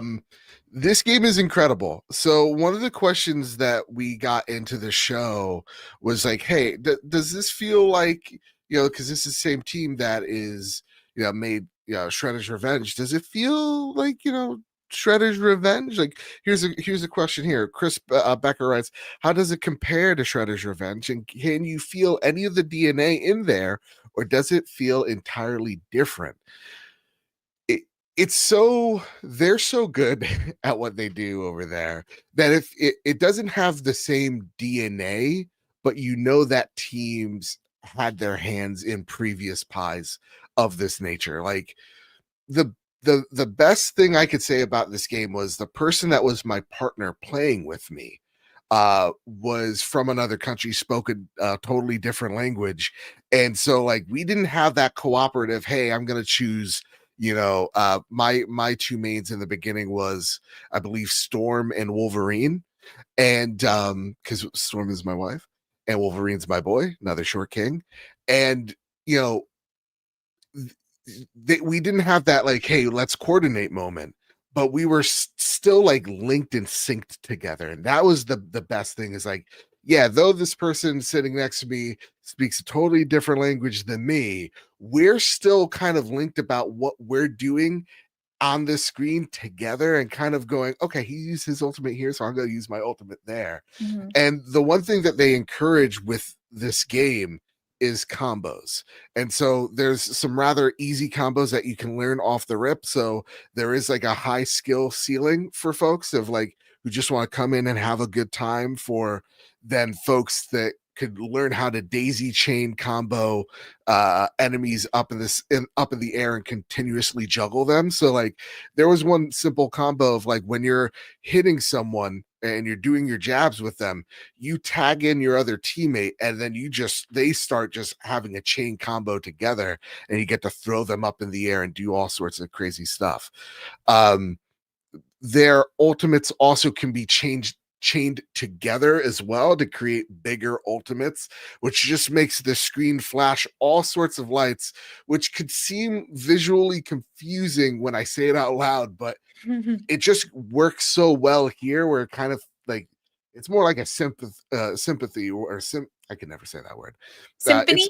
There you go. Than it being like a cluttered mess. It just felt right. It looked great and it looked epic when you were doing it. Like there was one scene in the first level that we were playing.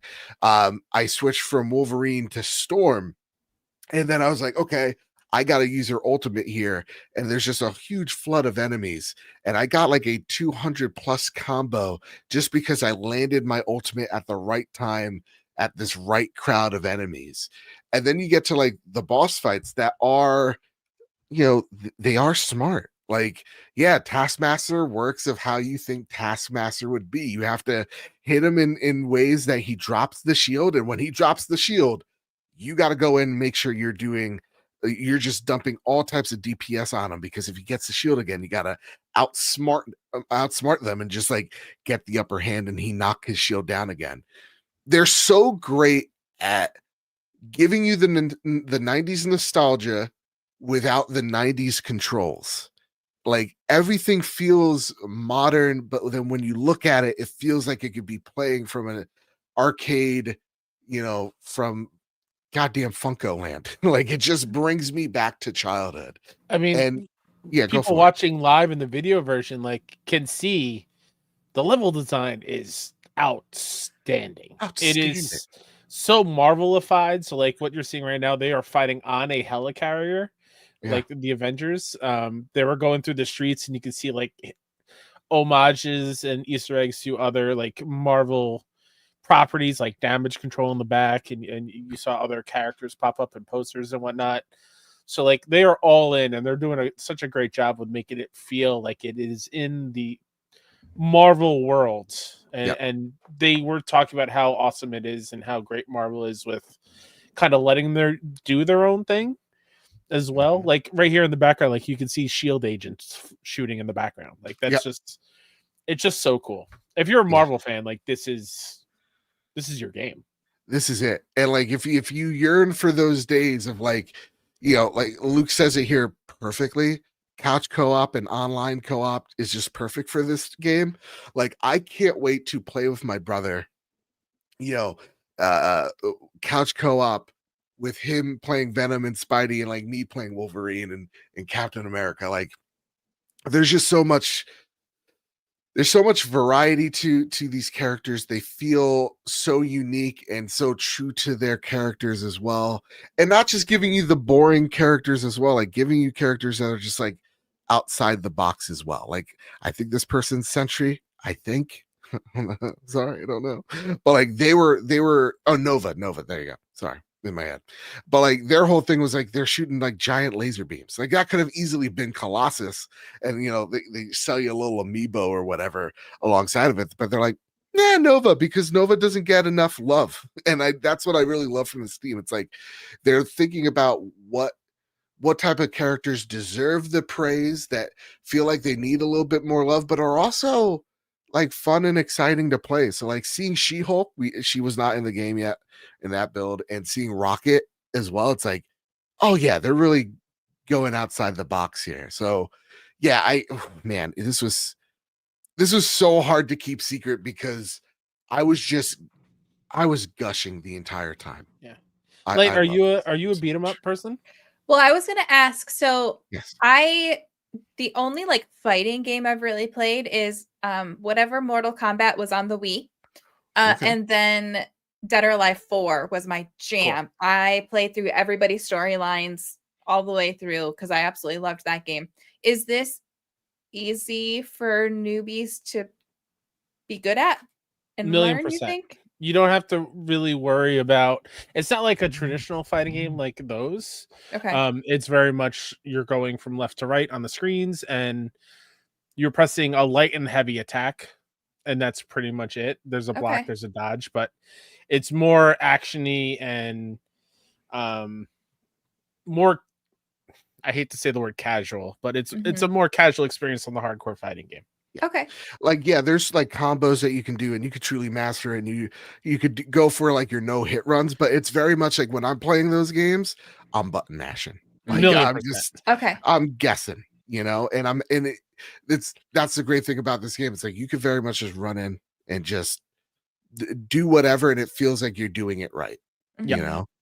Yeah, you don't got to worry about juggling them in the air or anything. Like you can do that if you want, but it's very much designed of you just going through and just beating up bad dudes. Yep. It's such a good time. Yeah, tribute games you don't miss. We need to have them on the show closer to when this game comes out. They say at the end of this year. Yeah, they said while we were on, or to us when we were demoing it, while we were on our holiday break, we should be playing this game. So let's go. I cannot wait. Tribute games. You have a open door invite whenever you guys want to pop in. Maybe reveal a character. I don't know. Maybe like what I asked for, Blade. He ain't getting a movie anytime soon, but the man needs his due. Sure. God dang it. Let's go. That would be really cool if we could announce a character on here. I mean, that would be cool. Number 9 most popular leisure podcast in Denmark. Tribute games. You know Kyle, what? who would you want to see? Yeah, I was just thinking about like who would fit the style and who I think would, outside of like alternate versions, I would love to see Spider-Gwen in here, but they already have a Spider-Man and a Venom. Mhm. Give me Doctor Strange. I think a Doctor Strange character in this game would be so fun. Yeah. I was gonna say Wanda along those Wanda lines. for Like I feel like they sure. could have some really cool moves. Mhm. Bon ami, Gambit. And also I love Wanda. I'm about to make a name for myself. I'm about to make a name for myself. God damn. Can't say his other lines. It's not family friendly. Yeah, Gambit would be great. What other games have we been playing? What other games? Oh, can I talk about one? I wanted to make sure I got the go ahead to talk about it. I played Reach. This is published by nDreams. This is also some of the team that helped made Synapse jumped on this game as well. This is their action adventure game, where it's all about parkour. And hot dang. So PSVR 2 MetaQuest. I played it on a MetaQuest, and I told them, I was like, listen, gang, I host a PlayStation show, but if codes are provided, give me that MetaQuest. Let's go, because I loved Synapse. nDreams has done great work with VR. To me, they are the masters of VR. And so I was so excited as someone who platinumed Synapse to get my hands on this game. And they had an open slot available. So I jumped on in and I sung their praises beforehand just to make sure I got my hands on this headset. And literally 2 minutes in, they're like, oh, you really do? You know what our games are about? I'm like, absolutely I do. Like I wasn't kidding around. This game is so much fun. If you ever want to feel like to me, this very much felt like Mission Impossible. Like it's all about running, jumping, and then also you had like bow and arrows, and that's what I was using. I was using a bow hanging on the side of an airplane, jumping across buildings. Yeah, but like it was so awesome because like there was one part in particular where I'm jumping from rooftop to rooftop, and then like I have to jump through a window. Oh jeez. And it definitely gave me that scene of like Mission Impossible where like he jumps through and like that's where he broke his ankle. So like I was like kind of having that phobia with each jump. Important question. Please. Was this a seated demo? Great question. So you could because play I can seated. Imagine standing up playing this game, I would fall over. So, great question. You could play it seated or you could play it standing. I played it standing just because there was more room. Sure. And so for me, it very much felt like, you know, my first concern was, am I going to get motion sick? Luckily for me, nothing in the slightest. So I was able to move around, navigate the world very, very easily. The one thing that I was very nervous about was the jumping sequence, because I'm always I feel like there has not been a VR game that can tackle jumping well. Especially I was thinking like Horizon Call of the Mountain, where it did it okay. Luckily, again, nDreams, they're wizards. They were able to make it feel like I'm actually jumping without making me nauseous, which is awesome. But I absolutely adored my time with this demo. Again, VR does not get enough love from PlayStation, so I love seeing the love from Meta, the love from nDreams, as they're sticking to VR and still adding to it and making the experience better and better. We need more people like them. My demo was cut short because, again, I walked in late to an appointment that was vacant. So from what I played from it, the fighting sequences were solid. The platforming sequences were forgiving. So when I did make a mistake, it wasn't the end of the world. Getting back on track was easy. And then the platforming was really fun. It didn't make me sick, and it didn't make me go, oh, this is too real, and I'm getting like not motion sick, but like, you know, I was getting like afraid of the heights type of situation. It was really fun. So nDreams did the thing with Synapse where they made a really good roguelite in VR, seems like Reach right now is definitely going to be a really fun action adventure game. I can't wait for it. It definitely gave me, again, like Mission Impossible meets Jason Bourne meets, hey, we gave you a bow and arrow. So I love it. Definitely go check out Reach.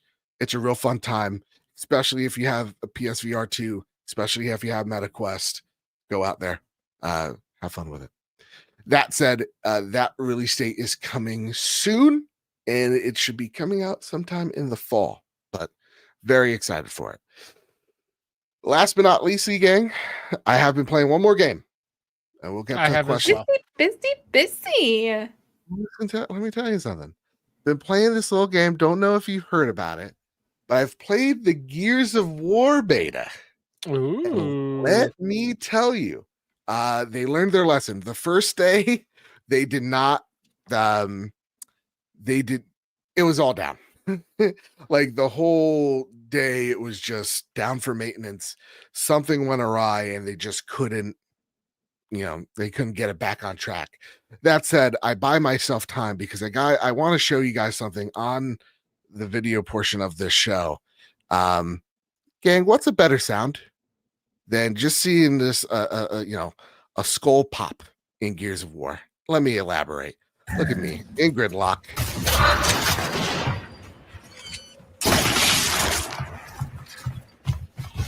Shotgun, because I'm a little scared. Maybe there's a guy behind me. Don't worry. Got my sniper. Didn't get an active reload. Trying to be humble. That's right. That's me in Gears of War. So if you ever want a taste, that's what it's going to be like. It's going to be devastating for you. I'm not gonna lie, I'm jealous because got the codes for it and got my weekends mixed up and read the dates as it was next weekend. And I was like, oh, good, I got some time to make room in my schedule. Nope. Totally missed it. Well, So, good news. big sad about that. The beta, I think they put it out on socials. You can jump in right now again. More maps, more modes. Execution is back, and it's on the ranked playlist. The maps here in the first beta were not great, but there was still gridlock. And when you had gridlock, it was a really great time. They also put in Phoenix Down, which I'm not a big fan of that map, just because it's very confusing, especially if you're a newcomer to Gears. I think that's a wrong map to show off. And Gold Rush, which I don't think is a great map at all. So I don't know why they started with those two, but yes, Light. So if it's available again this weekend, Yep. do we all need codes, or is it open to everybody? That's a good question. I don't know. But Kyle Stevenson, let's go play Gears. Because I was going to say, do we do like an hour of us playing? We can record it for some content. Absolutely. And or stream it at some point. Kyle Stevenson. Do I have a code? Well, that's why I wasn't sure if it's open to everybody. Because if you need a code, I can get you a code. Okay. I know people. I can get you a code. No, but I'm sure I could get one more code. But I wasn't sure if it was open to everybody or if it was just like still the same code as before. Yeah, I think it's for pre-orders. Kyle, if you could give me a look, go on their socials and see if it's up for just for people that pre-order. Nonetheless, when I was bad site, you're gonna yes, I am. You can do it. That said, though, the game is still incredible to me. I understand some of the critiques where people are like, "Listen, enough of the Gears of 1 remaster. We want Gears 2. We want Gears 3 because."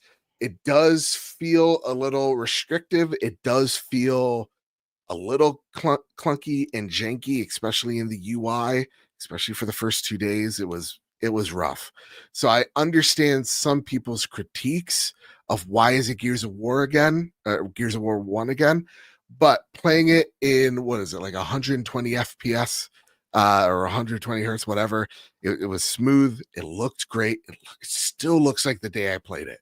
I absolutely love this game so much, and it's gotten me toxic because I'm saying all types of cusses when I'm playing that game. Ooh-wee. Kyle, let me tell you, you better perform, or I'm gonna yell at you while playing that game. Do you think I care? Fair enough. I don't see if it's open for everyone. I don't think it's very specific. Says pre-order on PS5 Game Pass or get it for free for having Ultimate Edition. But so that gives you access to the beta? Yeah. Okay. Yeah. That said, Luke can confirm. We said cuss words, and we were Words, incredibly words. toxic. We were incredibly. So why do you get mad when I say cuss words on this show? What the people fuck are we doing here? Oh, because the people of Copenhagen don't like it, Kyle. Clearly they Listen, do, because we're number 9. Listen, you went up to number 9 after my toxic ass joined this podcast, okay? Fair enough. Exactly. Fair We enough. chanted Be penis, cussing like and a we're in the top sailor. 10. Hot dang. But yeah, no. Great time, great beta, great pizza, Papa John's. Kyle Stevenson, what's the I game you could use played? some Papa John's. I could use some Pizza Hut. Yeah, God. Yeah, no one out Pizza Pizza Hut. sounds great. I didn't eat today, so pizza sounds fantastic. So SGF happened during the showcase. One of my most anticipated things announced that it was dropping today, and I didn't get to play it until this weekend. And I'm talking about Liza P. Overture, the DLC. And I booted it up finally over the weekend. I was like, all right, it's time. I don't got anything to worry about. I'm just gonna hop in. I was a big dum-dum 2 years ago when the base game came out. I was like, oh, let me start a new game plus for this platinum trophy run. And I couldn't access it because I didn't get up to the point yet. So I was like, oh my God, I don't want to do the DLC in New Game Plus levels. So let me just restart completely. So I'm here to tell you, I grinded away and I beat the whole game again over the weekend. Oh my God. But here's the fun thing. Light Okay. and Joe. I put it on the easy difficulty setting because that was added with the DLC. And oh my God, if people want to dive into a Souls game, it was amazing. Nice. It is such it. You still get the feel for it. I got my butt kicked a couple of times while I was trying to still learn. But like it is such a nice way where like the enemies aren't doing crazy amount of damage, right? You're doing a lot of damage. Resources are plentiful. It's a really nice way to get people into the genre. So I highly suggest. If you're ever into it, like, and I know Souls games aren't really your thing, but I think the difficulty settings are great. And the hardest difficulty is the standard, what it was when it was on launch. So there's a step down, and then there's another step down, which I played on. I think it's called Butterfly something. Oh my God, I love it. Yeah, because butterflies play a big theme in the game. Yeah. And I breezed through it, no problem. I think 13 hours or so. And so when I got to the DLC finally, I bumped it up to the standard mode, and it's incredible. It's more Liza P. The settings are cool. So the plot is you like transport back in time a little bit, and you're in the Krot Zoo, which is a fun setting. And then there's like a little circus carnival area, which is super fun. I'm a little past that, but like the bosses are great. The new weapons are awesome.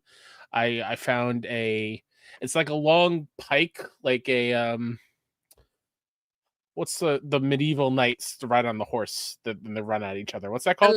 A lance? Yeah, a lance, jousting. It looks like a lance, but it's not like a wacky weapon. It's like I was like, oh, I'm gonna hit him with this lance thing. No, it's straight up a flamethrower. Oh, you hold down the button and it just shoots out flames, and the heavy attack is like a poke.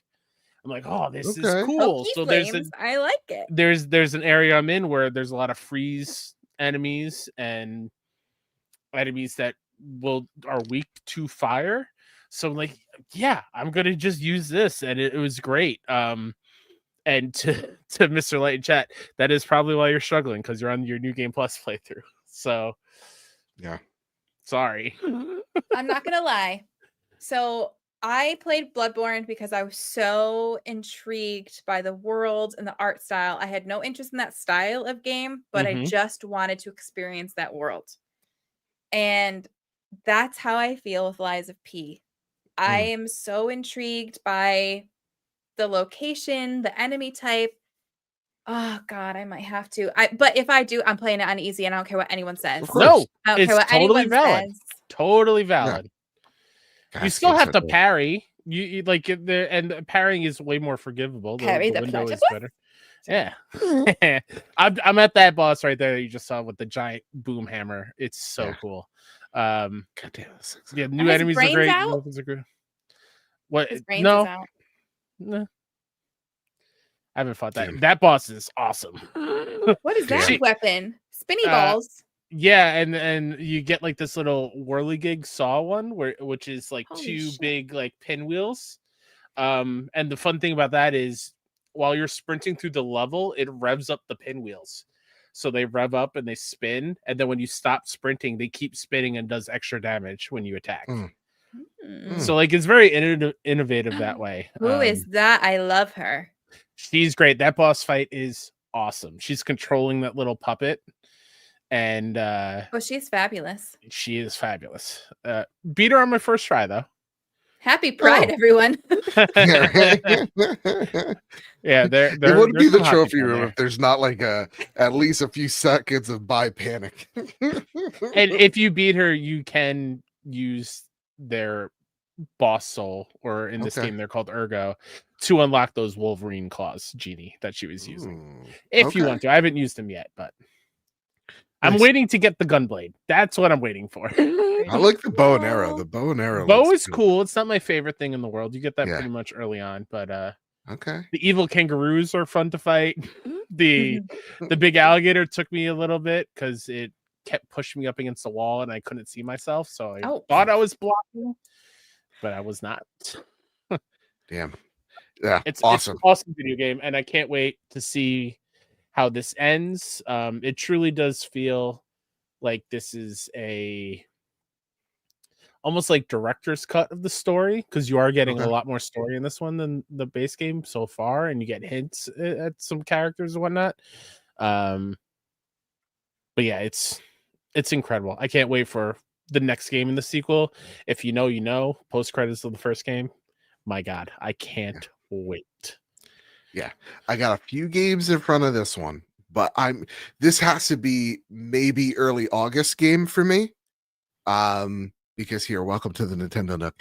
Guys, did you see the Donkey Kong state of whatever they call it?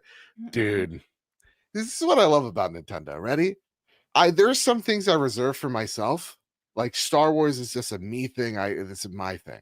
I want and there are some. No one else can like Star Wars, just Joe. It's mine. It's not something I share too much, if that makes sense. It's like this is a thing I reserve for myself. And then like there are some things in games where it's like I don't even want to know. Just I want to keep the mystery alive. And there's so much of this industry that I love, but sometimes I kind of ruin it a little bit for myself because I've delved too deep, because I know how the mechanisms turn or whatever, right? Like whatever. Nintendo is just this facet that I don't want to know anything about. Just keep it Nintendo, keep it magic. And this Donkey Kong Bonanza, first off, congratulations Nintendo for making a character that I never quite cared for. Never cared for DK, never got the craze. Donkey Kong 64, whatever, tropical, whatever. Never really played any of them. The redesign's great. It really feels like Nintendo really wants to put DK on a pedestal of like, you got Mario, you got Link, you got bam, like Donkey Kong. And this game looks phenomenal.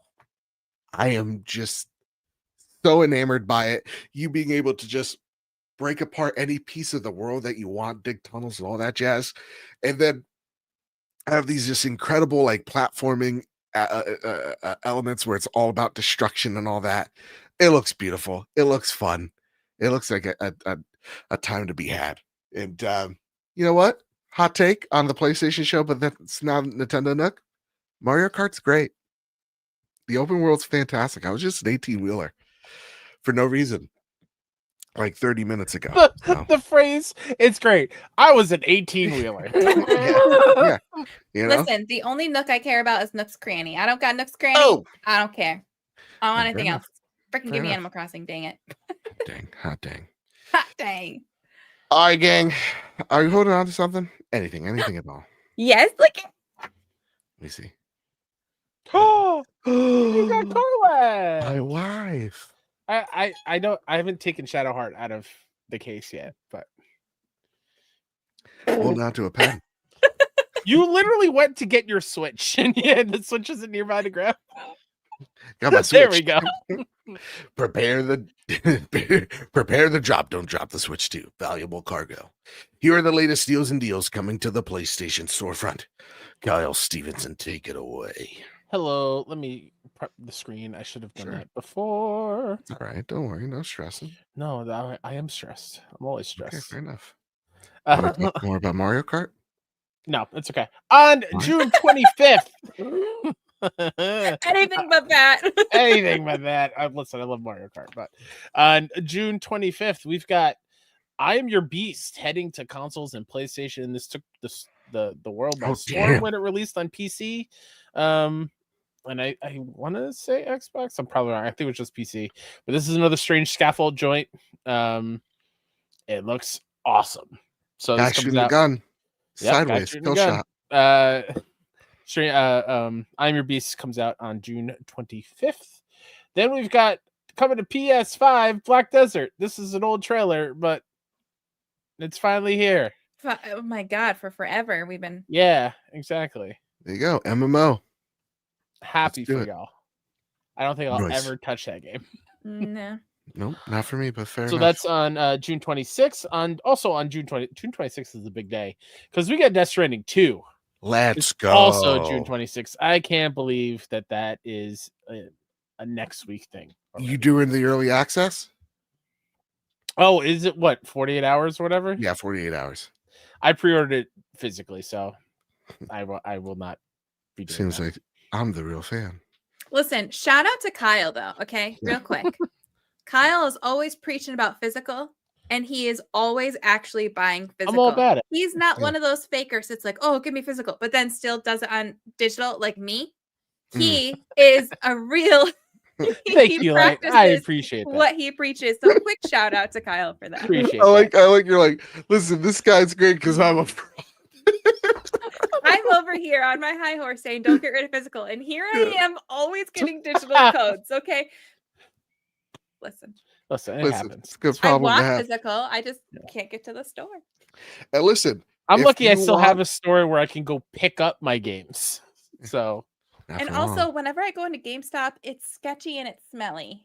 yeah, I go to Best Buy. That's where I pick up mine.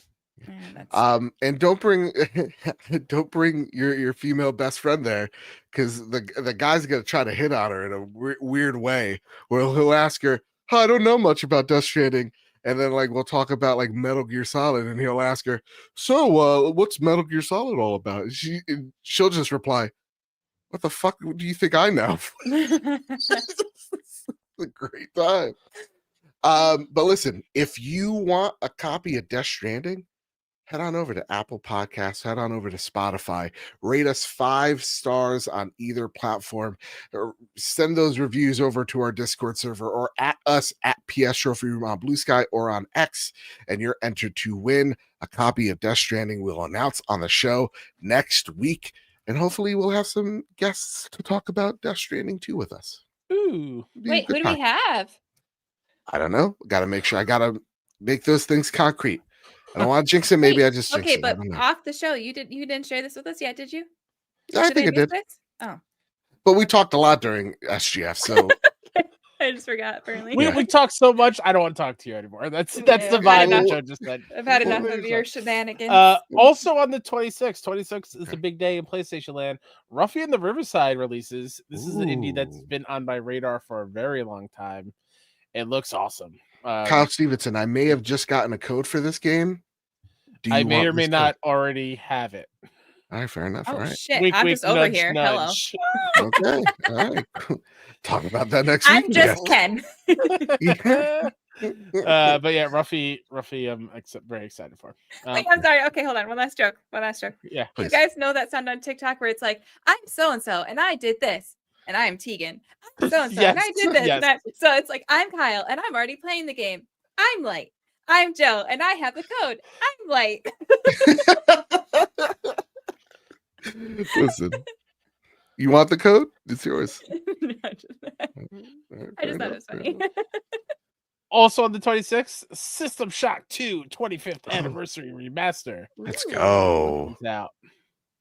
If I'm not mistaken, BioShock was inspired by this game, correct? Yes. Yeah. Yeah, correct. Cool. I remember watching my dad play this. I would sit next to him at his PC when he played this. Ooh.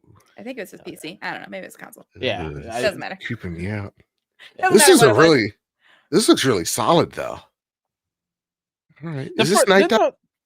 didn't the first one come out like last year? The first Yes. remaster or something like that? Yeah. I think it's Night Dive. Yeah. Yeah, They're- Night Dive they're Studios. wizards at this. Yep. And then finally, an indie game that's been out for a long time, but finally coming to PS5 on June 27th. Okay. Bendy and the Ink Machine. It's a horror game. No, thank you. Fun one. It's a fun one. You played it? It's a fun one. I played it on Xbox. I don't think I ever beat it, but Mr. Light and I played it together, and it's fun. I really like the art style because I'm a big Disney fan, so it kind of has yep. like that traditional Disney mouse art style. Yeah. And it's creepy, but not too much. Not too much. So I think you can handle this one because it's more like jump scary. Oh, okay. I think it's more in line with like the Five Nights at Freddy world. Yeah. Oh, okay. Or like what's the other one with the toy store? Toy Story. Oh, You know what I'm talking about? Jonathan Oh. and Reese, do you remember I streamed it last year? I forget when I was doing my Freaky Friday streams. Forget why what am I it's called blanking now. on it? I know what you're talking They about. just Poppy's Playtime. There it is. It's kind of like that, where it's like atmospherically creepy, and then just like an occasional like, oh fuck. Yeah. Okay. This creeps me out, and I don't like it. All Solid right, week gang. this week though, so Yeah, plenty to very play solid. and pick up. Very solid. All right, it's time for the last segment, but our favorite segment of the show. It's time for the Sony Pony Express. Yeehaw. Now I forgot to delete some questions from last week, so it's only 2 questions on it because everybody did so great. They added questions with all the main topics. So here's some extra ones for y'all. So I'm starting with M9 Prime. Yep. M9 Prime writes in question for the Sony Pony Express. Yeehaw. Yeah. Now that I'm a PP, a Portal pal, since Father's Day, I was wondering what are your go-to games to play on the Portal? I am diving into Lost Records Bloom and Rage Tape 2, which I still need to get, on the beta streaming service, and it's working really well. That game feels very well suited to the Portal. Also, part 2 for this question, why do you think all the PS3 games that are available to premium members not available on the streaming beta program? Considering all PS3 games are streaming only, I was looking forward to playing Fallout New Vegas on my Portal. I don't know. Sony's weird. They make weird decisions. That's a great question because you would think that those games would easily be Portal if you could only stream them. Yeah. Um, You're now the only owner of a Portal. I'm a former PP. former PP. Listen, PP all day here. It's in the back. Though I have my Switch 2, I got my Steam Deck. Like, I just love the handheld experience. So, like, I like switching off from any which one. But when I get my hands on my PP, because I'm a Portal pal. Whoa. Hands. There we go. Listen, there's nothing weird about it. I am. He just likes to hold his PB, Kyle. Yeah, exactly. That's fine. Exactly. Come on. Anyway, humble brag with both hands. And Are you Donald ducking it right now? listen, don't make me stand up. But yeah, I think like nice cozy games are the vibe. Don't go anything too heavy or like if you got good connection, play Luminous, play like Tetris Effect. Like puzzle games are great on it. Astro could be fun, probably. Astro would be a good time, like a nice little platformer. Again, if you got good connection and your PS5 is hardwired. Then I would say anything that is like turn-based or tactics-based. I think So, like, Baldur's Gate would be killer on the Portal. It depends on the font size. Oh, that you Okay. okay. My dad struggled with that just because the size was too small. Fair. But that was Steam some Deck, people so say the slightly screen size is different. just fine. Size doesn't matter, guys. That's right. It's more than enough. Anyway, It's how That you sounds like- use the screen you have, okay? Yeah, that sounds like his problem, not mine. Anyway, so yeah. Jokes The aside, text is God damn. No, go for it. makes sense once I realized I was gonna say the text is a grower, not a shower. No, I like it. I like it. Oh boy, Oh, what's this show gone? we have fun here. We have fun here. This is why we're number 9 in Denmark, baby. Hell yeah! We're Shout getting out to number 8. Copenhagen. And colder. I would say turn-based tactics. XCOM. There you go. That was the game I was thinking. Does great. Anything that like is like quick reaction time might be an out, but that's how I also played Sea of Stars. So don't count it out. So yeah, like any like old school Final Fantasy, go for it. Yeah, I was Those are great. hoping it would be my answer to like me playing MLB The Show while actually like watching baseball. Yeah. Or like watching a show while I was playing, and it just didn't work in my household. But Fair. my internet's famously terrible here, so Like I've been watching like Giant Bomb and like playing with my Switch too. Like that's how I usually use these things. There's another thing I'm listening to, and I'm playing like my game on my couch or on my recliner. That's usually how it's going. But yeah, Portal's great, man. I hope you enjoy it, and I hope PlayStation really does see the future in devices like that. All right, Kyle. Last question of the show here. last question comes from Enigma. Question: as content creators, you guys cover a lot of territory in games. Do you feel it's hard to keep up with the titles you want to personally due to feeling the need to cover others, whether due to a story, code received, or event attended? Thanks.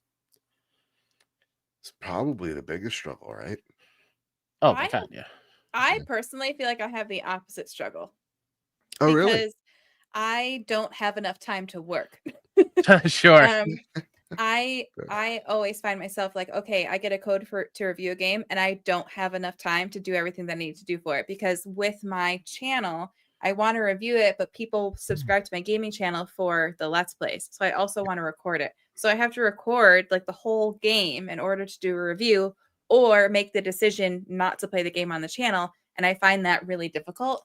And I guess maybe because I play video games all day for work, at the end of the day, like I do want to play video games, but not necessarily like, damn, I don't have time for this, because it's like, oh, I want to play my comfort food video game. So I'm going to go back to Oblivion. I'm going to go back to The Witcher 3. I'm going to go back to Skyrim.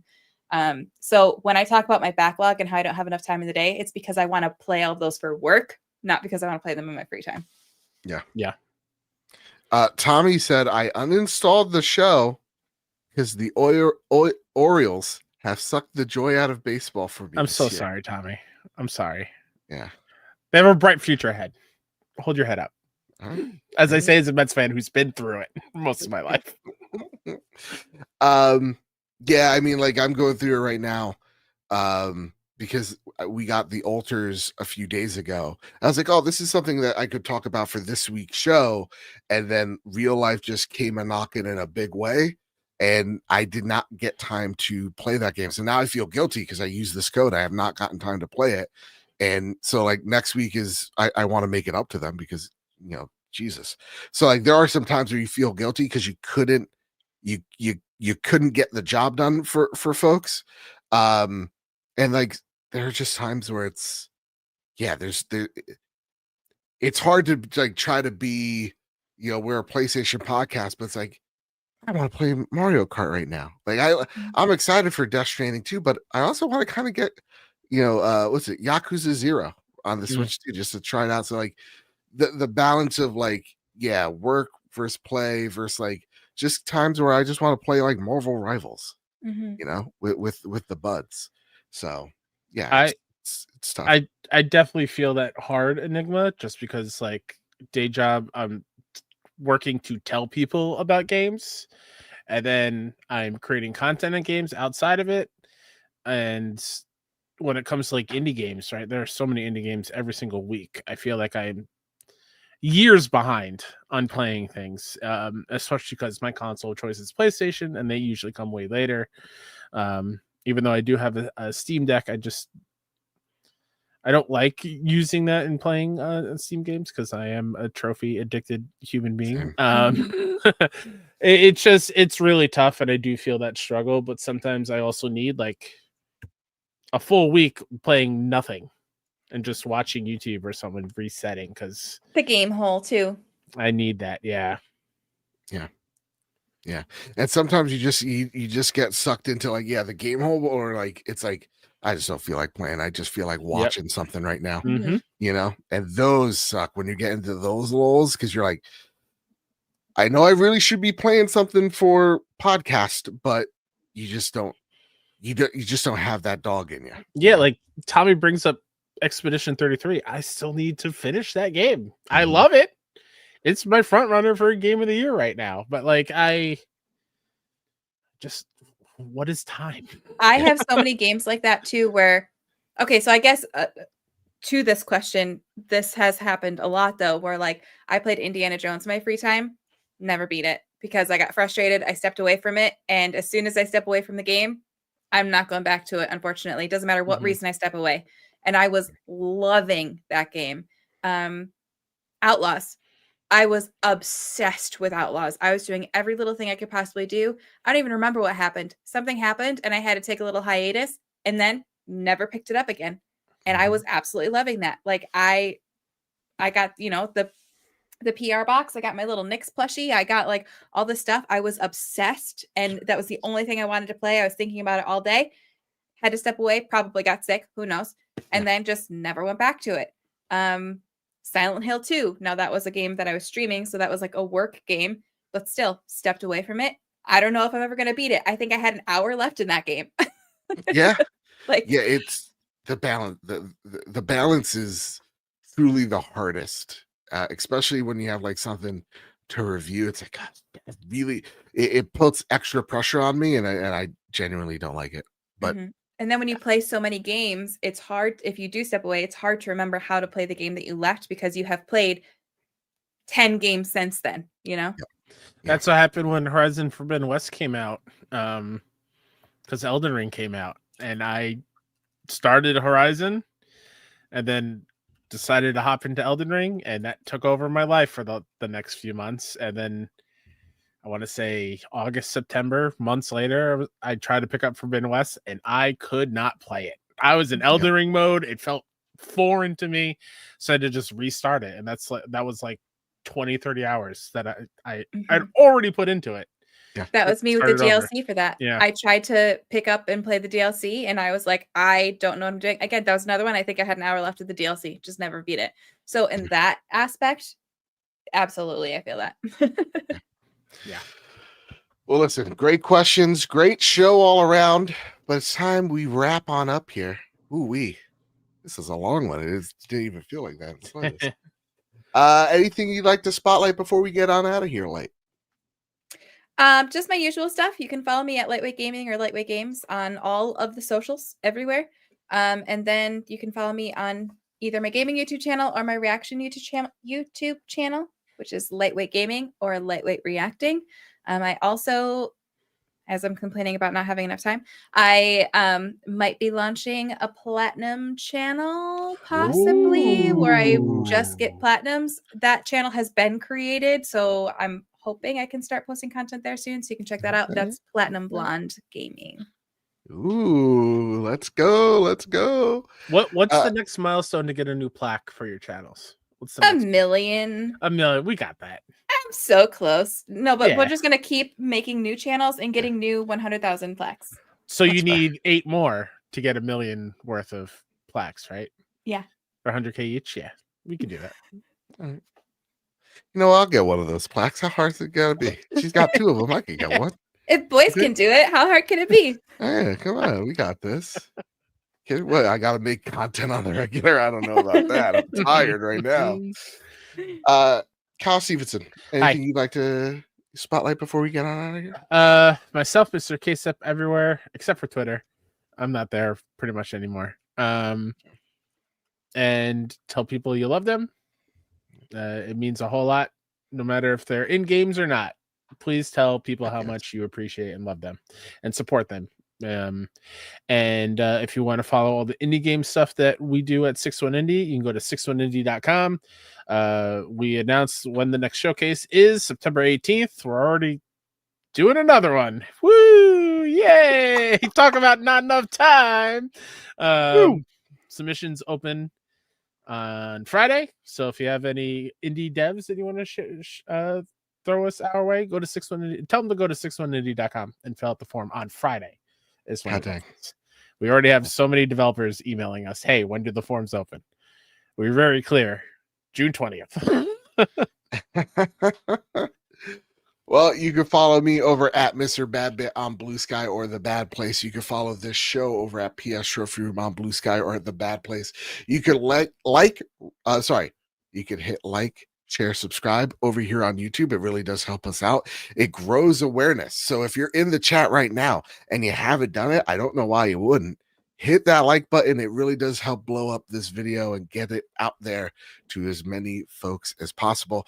And if you want a chance to win Death Stranding 2 on the PlayStation 5, well, you still got some time. Rate us 5 stars on either Apple Podcasts or Spotify to get entered into that giveaway, and then share us your screenshot of your review on socials, and you're entered to win.